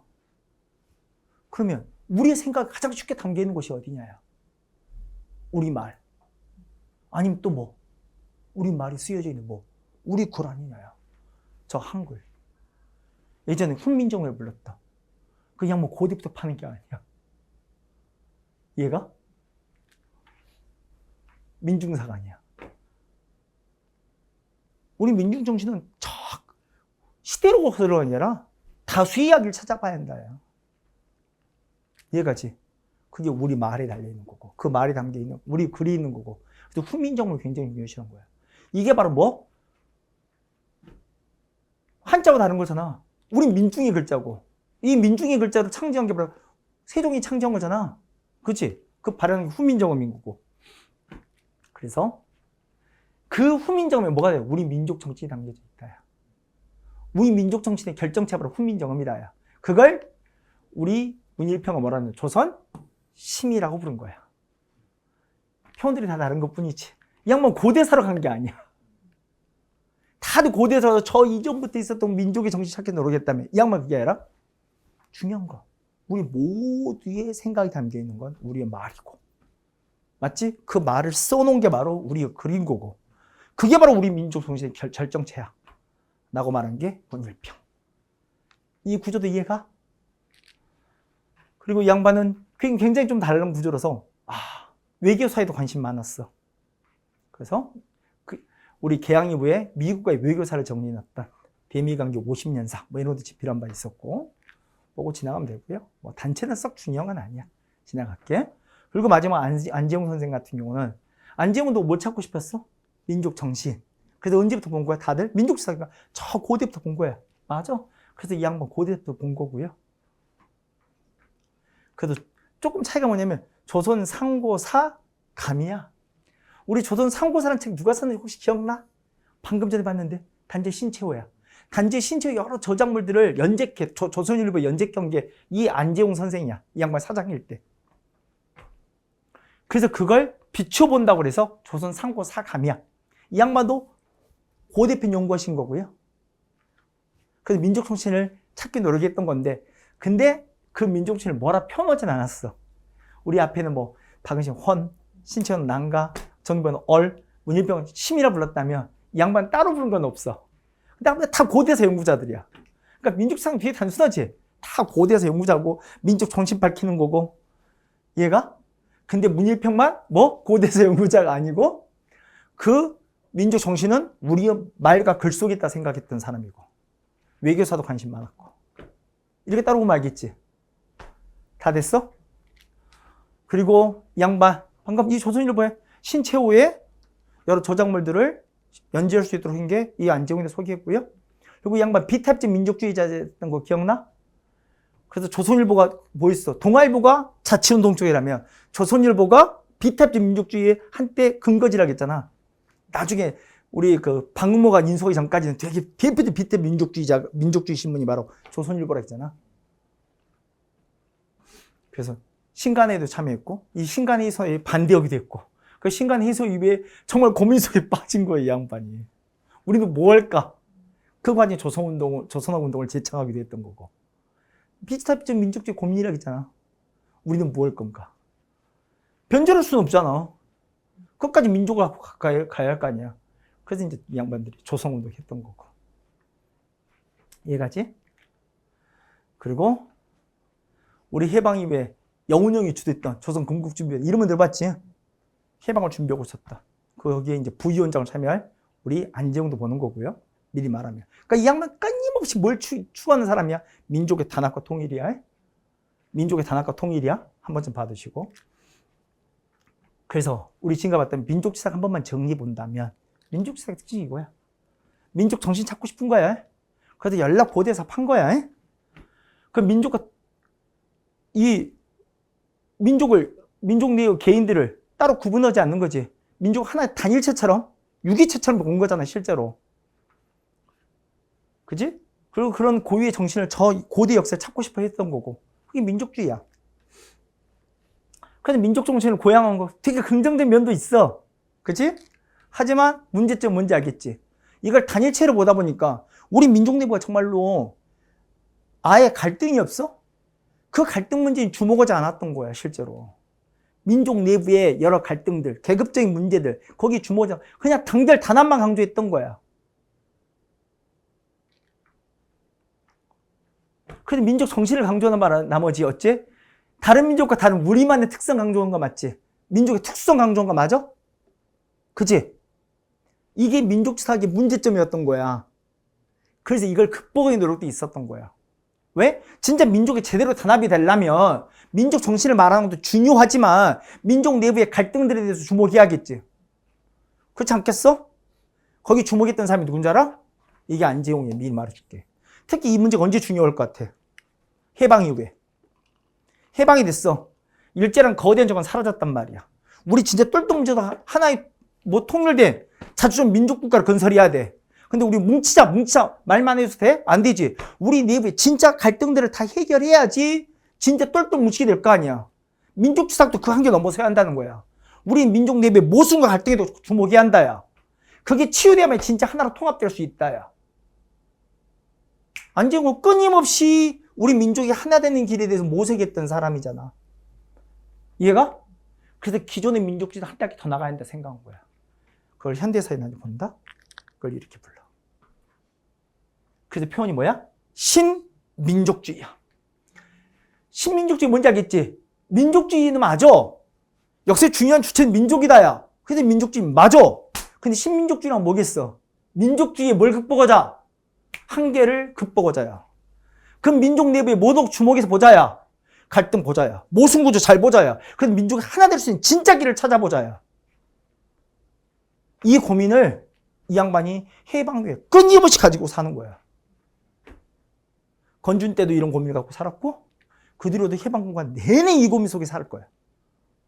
민족이 제일 중요한데 그 민족이 진짜 하나 될 수 있는 길이 뭔지 그냥 하나하나 이런 게 아니라 진짜 제대로 된 길이 뭔지 고민해보자요. 모색해보자요. 그게 안재홍이야. 자, 민족주의 특징 알았지? 민족주의 기본적 특징이 뭐야? 우리 민족의 고유한 정신 찾자야. 근데 대부분은 어디서 찾았어? 고대에 찾았는데 다 고대 연구자들인데 문일평이 제일 다른 사람이야. 그지? 그는 정신이 우리 말과 글에 있다 삐졌던 사람이야. 외교사에도 관심 많았고. 그럼 쫙 구별되지. 특징 보이니까. 힘들어? 아니지? 민족주의가 딱 보였어. 그냥 무작정 외웠던 게 아니라 논리 구조가 이해가? 내가 말하고 싶은 건 이들의 논리가 이해되냐야. 그게 핵심이야.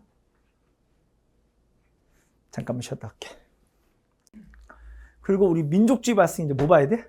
사회주의 보는 거야. 이게 사회경제사학이라고 보는 거야. 이게 사회주의 쪽 역사인식인데 잠깐 보시면 학문적 기반은 뭐냐?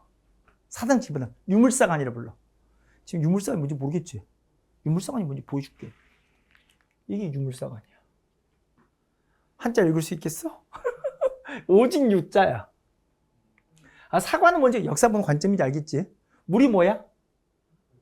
물질할 때 물자야. 물질. 그러니까 오직 역사를 보는 가장 중요한 게 뭐라는 거야? 물질이라는 거야. 물질적 생활이 이것이 가장 중요하다는 거야. 다른 말 이걸 사적 유물론이라고 부르기도 해. 역사를 볼 때 제일 중요한 게 유물론적 관점에서 봐야 한다는 거야. 이해가? 물질적 생활이 제일 중요하다. 이게 무슨 말인지 잘 이해가 안 되지? 유물사가 아니라. 좀만 더 들어갈게. 사상식 기반은 사회주의인데 걔들은 역사를 물질적 관점으로 본다는 그게 뭔 말이냐? 이 말이야. 이해가 안 갔지? 역사의 동력은 가장 중요한 물질적 생산력이라는 거야. 어떤 사회를 평가할 때 어느 국가나 어떤 사회를 평가할 때 제일 중요한 게 뭐? 물질적 생산력이라는 거야. 어느 정도 생산력을 갖췄느냐. 응? 더 나가서 그 생산 구조는 어떠하냐? 누가 생산했냐? 그러니까 소위 말하면 이런 거야. 우리가 아는 고대라는 게 뭐냐면 노예가 생산을 담당한 거야. 그 생산력이 높아 낮아. 거기에 맞는 모든 사회 체제를 갖고 있다는 거야. 그러니까 노예가 생산하는 딱 생산력 수준. 거기에 기반했던 그 생산 관계를 기반했던 사회 모습. 거기에 노예가 기반했던 사회 그 생산력 기반 맞는 정치, 사회, 문화 구조도 갖고 있다는 거야. 그게 노예가 아니라 좀 더 자유로운 농노가 담당하는 게 중세 사회라는 거야. 거기에 맞는 뭐 정치, 경제, 사회, 문화 구조를 갖고 있는 게 중세 사회라는 거야. 생산력이 올라오고 맞아. 생산을 담당하는 층이 바뀌면 뭐 나머지도 같이 바뀐다는 거야. 그래서 시대가 바뀐다 생각하거든. 그럼 근대는 뭐겠어? 근대는 자본주의거든. 근대는 소위 말하면 이 농노보다 좀 더 나아진 뭐 노동자가 담당하는 하지만 노동자보다는 더 부의 창출이 자본에서 이루어지는 그것에 기반해서 그게 생산이 그 자본에서 부의 창출이 이루어지면 그에 맞는 정치, 사회, 문화 구조를 갖게 된다는 거야. 이렇게 보는 게 바로 뭐야? 유물사관이야. 그러니까 유물사관은 제일 중요한 게 그 사회의 생산력 수준이 어느 정도냐 이거야. 이해가지? 그리고 누가 생산을 담당하고 있냐야. 그에 맞는 정치, 사회, 문화 구조를 갖고 있다는 거야. 그래서 얘들이 이렇게 보는 거야. 그래서 하부 구조가 그러니까 물질적 생산력을 바탕으로 상부 구조 뭐 정치, 사회, 문화가 결정된다 생각하는 거야. 그게 유물사관이야. 조금 다시 말할게. 구체적으로 말하면 이 경제적인 생산력 수준 바탕으로 정치, 사회, 문화가 결정된다 보는 인식인데 그래서 원시 같은 우리가 원시 사회를 왜 어떻게 보냐면 그때는 뭐였다요? 생산력 자체가 모두가 다 나눠 먹고 살았다요. 우리가 구석기나 신석기는 생산력이 너무 낮으니까 다 같이 평등하게 살았잖아. 공산주의였다요. 거기에 맞는 정치, 사회, 문화 구조가 있다요. 그걸 우리는 원시 사회라 불렀다요. 그게 원시야. 근데 그게 아니라 생산이 조금 더 올라왔다요. 노예가 어째 생산을 담당했다요. 근데 우리가 지금 같은 생산력 발전 수준이 아니지. 딱 노예적 기반에 기반한 생산력 수준이라는 거야. 그에 맞는 정치, 사회, 문화 가진 게 바로 고대라는 거야. 그보다 좀 더 발전한 게 농노라야. 노예보다, 농노란 말이 좀 낯설긴 하지. 노예보다 좀 더 반자유민이야. 완전한 자유민은 아니고. 그 농노가 당당하면서 좀 더 생산이 더 올라왔다야. 거기에 맞는 정치, 사회, 문화를 구조를 갖고 있는 게 바로 중세사회라는 거야. 다른 말로 그걸 사회경제, 봉건사회라 부르기도 해. 이걸 중세라 부른다야. 서양은 이렇게 발전해 왔다야. 더 나가서 근대는 자본이 부를 창출해가는 그리고 그 생산을 담당 하부 구조에는 누가 있고 노동자들이 있고 그러니까 노동자는 노예나 농노보다 훨씬 더 자유로워지. 그들이 생산관계에 중요한 주축에 있다야. 그에 맞는 어째 정치와 사회 문화 구조를 갖고 있다. 그게 근대라 부른다야. 얘가 그리고 이 자본주의 극도로 발전 나중에 얘네는 생각하고 나중에 현대는 공산주의 세상으로 바뀔 거다. 이게 이제 유물사관의 기본적 구조야. 칼 막스는 생각해서 자연스럽게 자본주의 고도로 발전하면 공산주의 사회가 온다고 믿었거든. 좀 오반가? 아무튼 넌 오바야. 이렇게 본 게 유물사관인데, 유물사관이 뭔지 대충은 알겠지? 아주 깊게 모르더라도. 아무튼 제일 중요한 뭐야? 생산력이라는 거야. 생산관계라는 거. 누가 생산을 담당하고 있니? 이거야. 무슨 말 알겠지? 그에 따라 사회가 규정되고 있다는 거야. 이게 유물사관인데. 아니, 이걸로 어떻게 식민상을 극복했냐? 이야기 시작할게. 보자. 가만 보니까 근데 문제는 우리가 일제의 식민사관 중에 우리가 고대는 열심히 팠어. 그지? 민족주사 대부분이 고대를 팠잖아. 그래서 소위 말해 탈송 이런 거 다 극복했던 것 같아. 일제에서 소위 말하면 우리 고유 민족 정체를 찾다 보니까 최소한 우리가 국가를 처음 경험한 게 뭐 한반도 북쪽은 중국이 식민지를 경험한 것도 아니고 한반 남쪽 일본의 식민지를 경험, 그런 웃기는 소리는 말도 안 되는 것 같고 탈수는 극복했던 것 같고, 아니 더 나가서 일본이 갔다 일선동전도 극복했던 것 같고, 일본과 조선이 갔다 그 말 같지 않은 소리도 다 극복했던 것 같고, 얘가 그 근대사 연구도 약간은 박은식 연구 이런 걸 통해서 일제의 식민 지배가 정당하지도 않다는 거, 굉장히 부당하다는 거 확인했던 것 같은데 전혀 극복 못했던 시대가 하나 있더라는 거지. 뭐? 중세. 일제는 말했잖아. 지들이 우리를 고대 때 식민지를 지배함으로써 니들이 국가를 처음 경험했는데 지들이 잘 살아봐 빠이빠이가 떠났다는 거야. 에? 그 얘들 잘 살고 있는 거 이렇게 봤다는 거야. 에? 고려, 조선, 너 잘 살고 있냐? 봤는데 걔들 어떻게 살고 있더라는 거야. 하나도 역사는 발전하지 못하고 여전히 고려든 조선이든 어떤 시대를 경험하고 있던 거야. 고대 일본 촌락경제와 다를 법 없이 옛날 모습 그대로 살고 있더라는 거야. 아니 1000년 넘게 흘러도. 그게 바로 뭐였어? 정체성 문제였잖아. 발전이 제거돼. 아, 니들은 안 되는 거다. 그래서 니들을 돕기 위해서 우리가 뭐 해야겠다? 얼른 식민지로 삼아줘야겠다. 너에게 식민지는 부당한 게 아니라 우리가 주는 특별한 은혜야. 이게 얘들의 식민지 근대화로 이어지는 중요한 논리적 구조라겠잖아. 기억나? 근데 이 정체성 극복 관련 이야기는 하나도 없었잖아. 맞지? 특히나 이게 극복이 특히나 어려웠던 게 뭐냐면 내가 말했잖아. 일제의 나라를 빼앗고 나니까 조선에 대한 긍정적 인식이 싹 틀 수가 없었다니까. 솔직히 우리 마음속에도. 일제 말의 일부도 먹히는 것 같기도 했다니까. 이걸 어떻게 하면 극복할 것이냐야. 응? 그러니까 일제는 말하고 있는 거지. 너희는 아예 뭘 경험하지 못한 거야. 중세를 경험하지 못한 거야. 여전히 중세라 불리는 시대에 너는 여전히 고대 사회로 살고 있는 거잖아. 예전과 다를 바 없는. 얘가 다르면 봉건사회, 중세사회 결여라는 이야기야. 이 말이 무슨 말인지 알겠어? 정체성론이라는 말이 무슨 말인지? 맞아. 이걸 극복하게 내세운 게 바로 뭐냐면 한국 사회에 뭐가 있다는 거야? 중세가 있다는 걸 보여주는 거야. 이게 사회경제 이야기야. 이게 무슨 말이냐? 좀만 다시 볼게. 이 정체도 극복에 된 유명한 사회경제사학자가 누구냐? 백남훈이라는 분인데 이분은 말한 거예요. 우리 과거 온실사회 있었다야. 맞잖아. 공산지를 봤던 온실사회 있었다야. 전 세계 모든 국가가 다 공산지 기반했던 온실사회 출발했으니까 구석 신석기 안 겪은 나라 어딨냐야. 그렇잖아? 그리고 우리 한반도 고대 경험했다야. 노예제를 바탕으로 한 생산력 낮았던 고대 사회 경험했다야. 근데 니들 논리가 중세는 없었고 근대 때 니들이 와서 자본주의 이식했다는데 식민지를 지배하면서 맞잖아. 그 일본의 정체성의 핵심이잖아. 우리에게 이 중세가 없었냐 이거지. 우린 중세가 있었다 없었다? 있었다. 니들이 무식해서 못 알아본 거다. 야. 우리가 중세라 부르는 이 봉건사회가 사양과 똑같진 않다야. 하지만 고대보다 훨씬 더 발전돼. 생산력이 발전한 거 보여주면 되잖아. 그래서 우리가 배운 게 뭐야? 우리가 수업 배우면서 소위 말하면 고대보다는 삼국시대보다는 고려가 생산력이 훨씬 더 발전된 면을 배우는 거야. 그 고려보다 조선이 훨씬 더 생산력이 발전했다는 걸 보여주는 거야. 맞지? 그럼으로써 그에 맞는 그 생산력에 맞는 그 생산 관계에 기반한 누가 생산되면 그에 기반한 정치, 사회, 문화가 바뀌었다야. 얘가 그래서 서양과 똑같은 봉건사회는 아니지만 그거 좀 다른 아시아적인 봉건사회를 경험했다야. 우리는 그래서 중세가 있다 없다야? 있다야. 얘가 그 중세가 있었기 때문에 그 중세를 극복할 힘도 우리 안에 있었다야. 더 연구해보니까. 특히 조선이라는 나라 보니까 조선은 망조로 간 나라가 아니라 이러던 거야. 안에서 봉건제를 해체해갖고. 특히 그 시대가 어디야? 조선 후기편이지. 조선 후기편 보면서 진짜 역동성 보이는 건 정치가 아니라 경제, 사회, 문화였지. 정말 종건사를 해체하는 그 역동성이 보이고. 맞아? 그리고 이제 거기에는 자본주의를 향해 가는, 근대를 가는 중요한 싹도, 특히 경제적 모습에서 봤잖아. 뭔가 그들은 중요한 생산력 발전까지 보였지. 자본주의 어린 싹. 그러면 뭐라 불러? 맹아도 있었다는 거야. 그러면 일본의 식민지면 부당한 거야, 정당한 거야?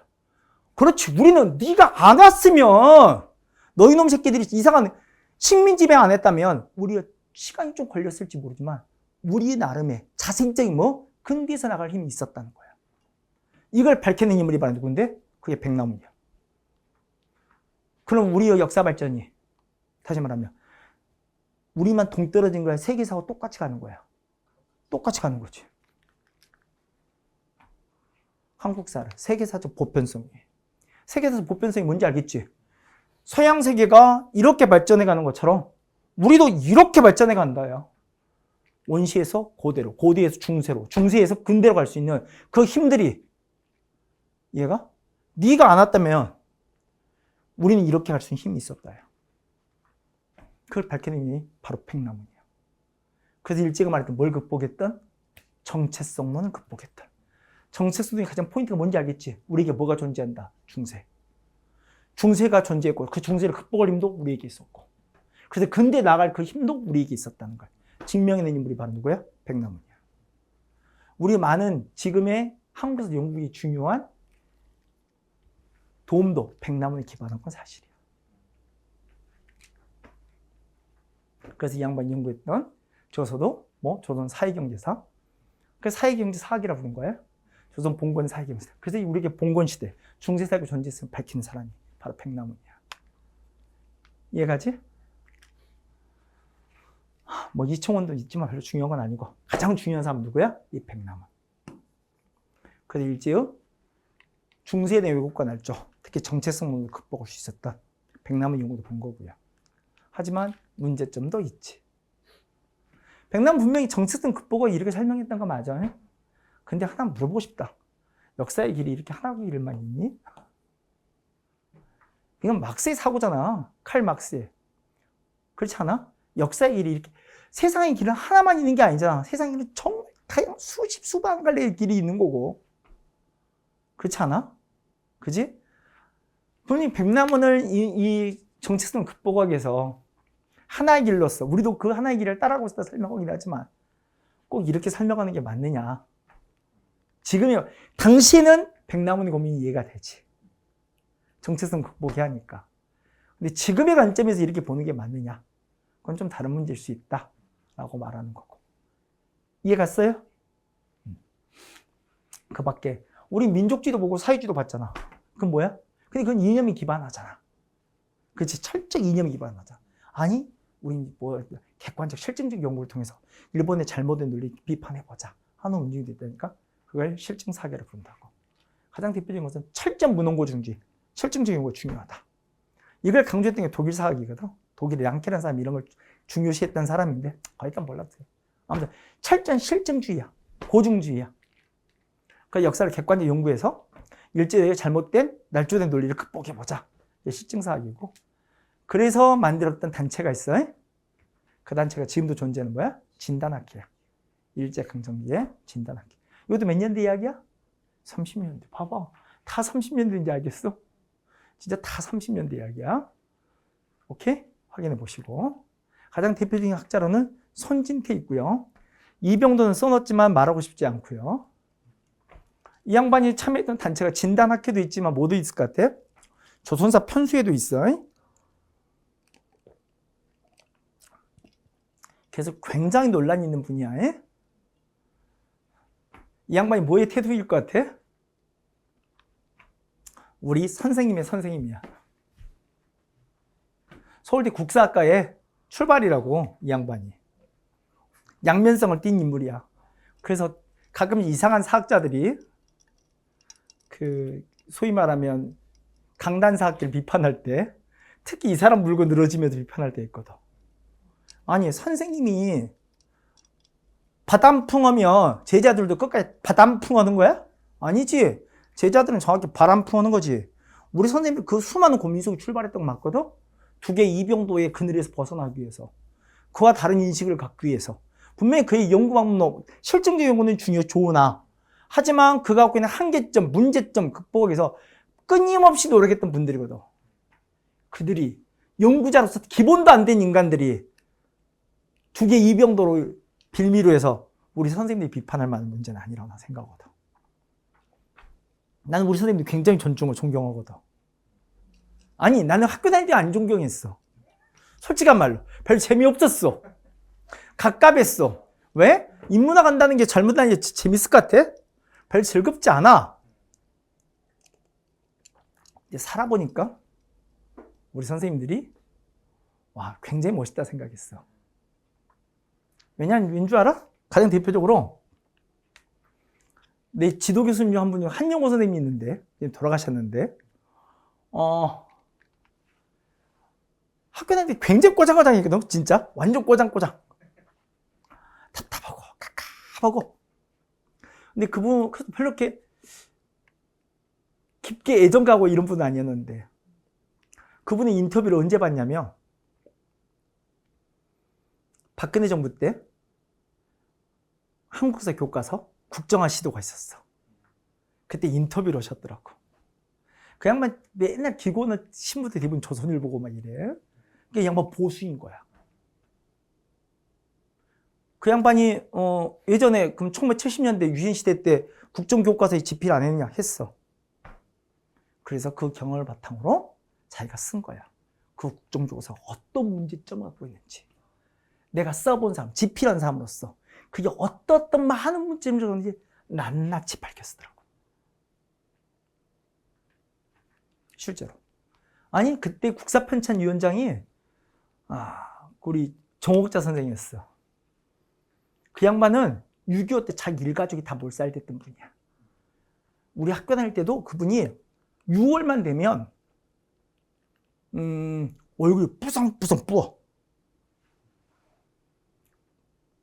자기 언니고 아버지고 다 죽었어. 춘천 살다가.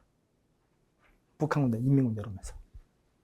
그냥 그건 인생이 극복 안 되는 트라우마인 거야. 자기 본 앞에 죽어서 숨어 있는데.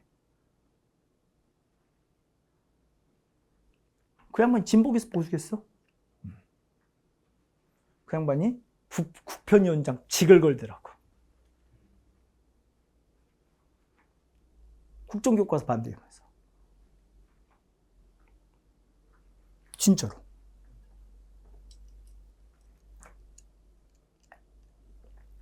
난 굉장히 멋있다고 생각해.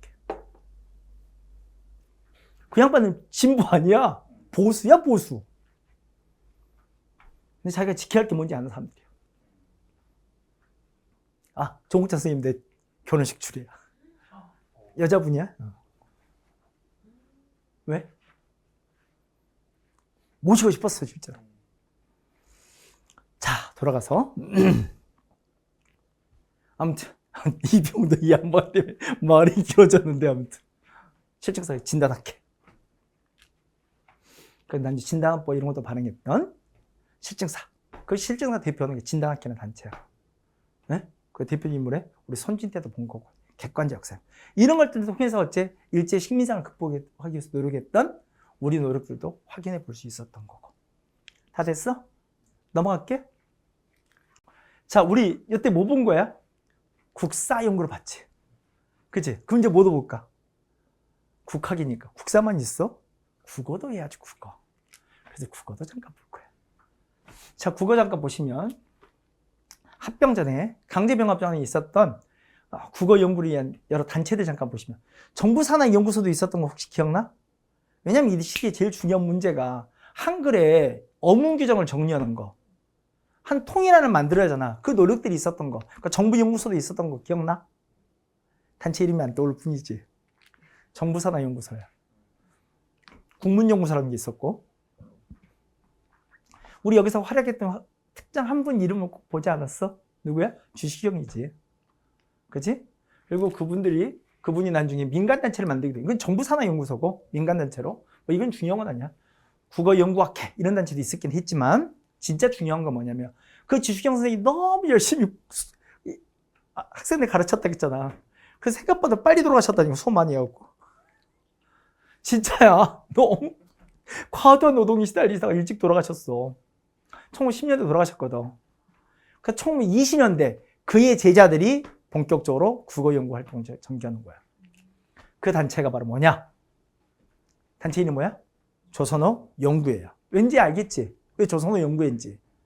이동식 국어연구회란 말을 못 쓰잖아. 국어연구학, 이게 국문 이게 못 쓰잖아. 왜? 일제강점기 국어는 뭐야? 일본어잖아. 그러니까 앞에서도 우리가 국학운동이 아니잖아. 조선학운동이지. 기억나? 역사도. 맞아. 조선어 연구회야. 누가 했느냐? 맞아. 주식의 제자들. 이름 따로 알 필요 없어. 이분들은 뭐 했느냐? 맞아. 한글을 깨우치게 오고 이런 걸 위해서 순회 강의도 전개했고 뭐 내용은 별거 없어. 그리고 한글의 중요성을 가르치고 싶은 거야. 그래서 뭐 만들었어? 한글날. 한글날 며칠이야?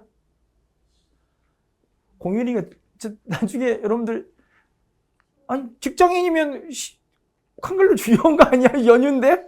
10월 9일 아니야? 당신은 뭐라 불렀다? 각야날이 불렀다. 조선연구회 활동 잘 받으시고 그들의 동인지도 있어요. 한글이라는 동인지도 발행했던 조선어 연구회. 자, 중요한 건 근데 진짜 지금 시대적 과제는 뭐야? 한글의 어문 규정을 정리해야 한다니까? 왜? 그래야지 제대로 된 뭘 할 수 있어? 한글 교육이 이루어질 수 있고 그지? 그래서 어문 규정 이때부터 계속 고민이었어. 어떻게 하면 어문 규정을 정리할 건가? 그러니까 뭐가 필요해? 맞춤법 통일이라는 거지. 똑같은 맞춤법 써야 할 거 아니야. 지역마다 사람마다 맞춤법을 다르게 쓰면 안 되잖아. 맞지? 그리고 지역마다 또 뭐? 사투리 쓰면 안 되잖아. 표준어도 있어야 하고. 이때 수많은 외래어도 들어오는데 외래어에 대한 표기도 정리돼야 할 거 아니야. 그런 어문 규정이 정리되는 게 되게 중요한 과제로 떠오른 거야. 그래서 만든 단체야. 조선어 연구에 발전한 거야. 이 과정이 특히 독일에서 제대로 된 어학 공부를 하고 들어오신 이국노 이런 분이 들어오니까 이분들이 제안한 거야. 정말 우리가 어문 규정 정리해야 한다고. 그래서 좀 더 발전적 단체가 발전하자고. 그래서 학회로 가자고. 그래서 조선어 학회야. 그래서 어문 규정 정리하자. 첫 번째 뭐 한다고? 맞춤법 통일한. 그게 나온 거야. 1930년대. 이제 20년대 우리가 조선어 연구해 봤다면 이제 30년 한 달 더 가는 거야. 이제 뭐야? 한글 맞춤법 통일안이 정리되고. 두 번째 뭐 한다고? 지방 사투리 가르칠 수 없잖아. 조선 표준어야. 뭐 이러면 사장 이렇게 몰라도 돼. 조선 표준어가 발표되는 거고. 이제 표준말이 제정되는 거고. 그 다음 뭔데? 수많은 외래어들. 외래어 어떻게 표기할 건지. 외래어 표기법도 제정되는 거고. 그리고 마지막 뭐까지 하고 싶겠어? 이런 걸 언제든지 찾아볼 수 있어야 하잖아. 그럼 뭐가 필요해? 사전이 필요하지. 그래서 조선어 대사전 편찬 시도까지. 우리말 큰 사전이야. 편찬 시도까지 있었던 거야. 근데 중요한 말은 뭐야? 그지? 시도지? 됐다 안 됐다야? 안 됐다. 다 준비 끝났다야. 실제로. 작업은 다 끝났어 실제로. 근데 왜 안 됐을 것 같아? 뭐가 있어? 뭐가 있을 거야. 그래서 좀 기다려보고. 그리고 이렇게 어문 규정 바탕 뭘 도왔다 당시에? 1930년대지. 우리 30대 전반기 뭐 했어? 신문사들 뭐 했어? 농촌 개몽운동 했던 거 기억나? 조선일보, 동아일보 했던 거 기억나? 조선일보 뭐 했어? 문자 보급운동. 동아일보 그 유명한 게 뭐였어? 나로드 운동. 기억나? 그치? 잠깐만. 이게 농촌 개몽이야. 농민들 글 깨우쳐 문명 퇴치하는 거 하잖아. 가장 중요한 게 뭐야? 문민들 한글 가르쳐야 할 거 아니야. 그럼 뭐가 필요해? 한글 교재. 그치? 한글 교재 편찬 작업을 누가 주도했다는 거야? 그럼 이들이 온 거야, 이들이. 그래서 정말 더 뭐가 필요했던 거야? 이거 정리가 필요했던 거야. 아니 교재에다가 맞춤법이 정리 안 돼 있어, 통일 안 돼 있으면 어떻게 교재를 만드냐고. 그치? 지역별로 사투리 가르칠 수도 없다니까. 그래도 이것도 중요한 문제가 된다니까. 표준어도. 그 외래어도 어떻게 쓸지도 정리된다니까. 그래서 한글 교재를 만들어준 게 바로 조선어 학회야. 이해가? 그리고 학회지로는 한글이 있어. 그러니까 한글이라는 이 기관지는 어디도 조선어학회나 조선어연구회나 조선어학회나 뭐 공통된 학회지야. 확인해 볼 수 있는 거고. 근데 아까 좀 말한 것처럼 편전 시도라겠지. 뭐가 터졌으니까? 이게 터졌으니까. 조선어학회 사건이라는 게 터져. 함흥에서. 몇 년에서 있어? 1942년. 이제 태평전도 이미 터진 거야. 중일전쟁 이후에 태평전 다 터진 상황이야. 그럼 일본은 우리 뭘 강요했어? 학교에서 국어 상용을 강조했어. 국어 상용 기억나? 여기서 국어 뭐야? 일본어 상용이야. 그리고 조선은 뭐로 만들었어? 무슨 조선은 수익 과목이 했던 거 기억나? 수익 과목이 뭐야? 선택 과목. 그 실제 선택 안 한다겠지. 그리고 일반적인 생활은 다 뭐로 하는 거야? 일본어로 하는 거야. 그렇게 강요했던 거야. 국어 상용. 국어는 일반적 생활에 다 쓰라고. 근데 조선 여학생 하나가 친구랑 조선말로 대화하다 일본 경찰에 잡힌 거야. 야, 너 국어 상용인데 조선어로 쓴다는 게 말이 되냐? 응? 너에게 그런 생각을 심어준 게 누구야? 네 국어 선생님이 누구야? 그래서 잡아들였더니 그 국어 선생님이 바로 뭔데? 조선어학회원이야. 그래서 이 조선어학회를 이렇게 몰아붙인 거야. 이것도 민족운동 중 하나다. 문 앞에 민족운동 하나다. 다른 말보다 통일부의 한 일종 아니냐. 그래서 탄압한 거야. 무슨 법으로? 치안법. 1920년에 만든 치안법 기억나지? 이걸 탄압한 거야. 그래서 조선어학회 주요 회원들이 다 잡혀갖고. 그거 일부는 옥사도 오시고. 그래서 이때 간행되지 못한 게 조선어 대사전이야. 조선말 큰 사전. 이게 발행되지 못한 거야. 간행되지 못했어. 이건 나중에 간행된 게 언제겠어? 그럼 광복 이후에, 해방 이후에 이제 간행되는 거지. 보시면 해방 이후에 한글학회에서 나중에 한글학회지. 왜? 이제는 조선어 학회가 아니잖아. 조선어가 말은 뭐야? 한글이니까. 한글학회에서 나중에 간행하는 모습까지 보게 될 거고요. 그 밖에 이제 문화학술운동 잠깐 보시면 이제 국학은 여기까지 끝난 거야. 조금 보너스로 더해주자면 이런 것도 잠깐 보자는 거야. 문화재 보호. 처음 듣나? 여기서 이제 문화재 보호. 일제강점기 우리 많은 문화재가 일본을 밀반출되어 갈 거 아니야. 그 밖에 서양인들도 어찌간히 우리 문화재를 사갈 거 아니야. 일본은 밀반출해 가고. 그래서 이 문화재를 지키기 위한 노력들을 전개할 거거든. 이걸 한다는 것은 돈이 있다요, 없다요? 어마어마하게 있다는 거야. 이 양반이, 당시 만석군, 네? 그 만석군이면 한 해 생산이 만석을 넘는 거야. 우리나라에 채 10명이 안 됐던 것 같아. 천석군 수십 명이 되더라도. 그 만석군 중 하나야. 만석군 중에서도 꽤 위의 상위 레벨 중 하나야. 그 전 재산 들여서 이 문화재를 지키기 몸부림칠 거야. 그게 바로 유명한 누구냐? 간송천연필이야. 우리 문화 지키기 위해서. 그거 다 사들였어. 이분 때문에 우리가 보게 된 게 뭐냐면 조선 후기 문화재로 대표적으로 진경산술이 이 양반 때 보게 된 거고 정선의 여러 그림들이나 또 우리가 보게 된 것 중 하나가 뭐냐면 풍속화야. 김홍도의 여러 작품도 그렇지만 특히 단원 신윤복이라든지 여러 풍속 여러 작품들을 다 이분 때문에 우리가 보게 된 거고 그리고 여러분이 알만한 것 중에 뭐냐 고려 청자야. 여러분 고려 청자 사진을 볼 때 상당수가 이분 때문에 보게 된 거고 아니 이분 때문에 보게 된 가장 중요한 유명한 게 따로 있어. 우리 한글이 어떻게 만들어진지 알게 된 거야. 맞아. 훈민정음 해례본을 이 양반이 찾아낸 거야. 진짜로. 그래서 우리가 한글 창제의 동기가 그 한글을 어떻게 운용할 수 있는지를 알게 된 거예요. 그게 간송천연필이야. 전 재산을 들여서. 이제 호도 가르쳐주냐면 나중에 이제 이분이 지었던 게 보화각인데 이게 이름이 바뀐 거야. 지금 뭘 것 같아? 그게 간송미술관이야. 근데 나에게는 이게 좀 치명적이기도 해. 뒷이야기를 해주면. 이게 다 간송미술관 소유야. 내가 말한 것들이. 근데 이 저작권 문제가 해결이 안 되는 거야. 이 간송미술관 다 소속이야. 그 저작권 문제가 전혀 해결되지 않는 거야. 그 말한 만큼이 해결이 안 돼. 아, 머리 아파. 훌륭하신 건 맞는데 내가 개인적으로 굉장히 머리 아파. 씨.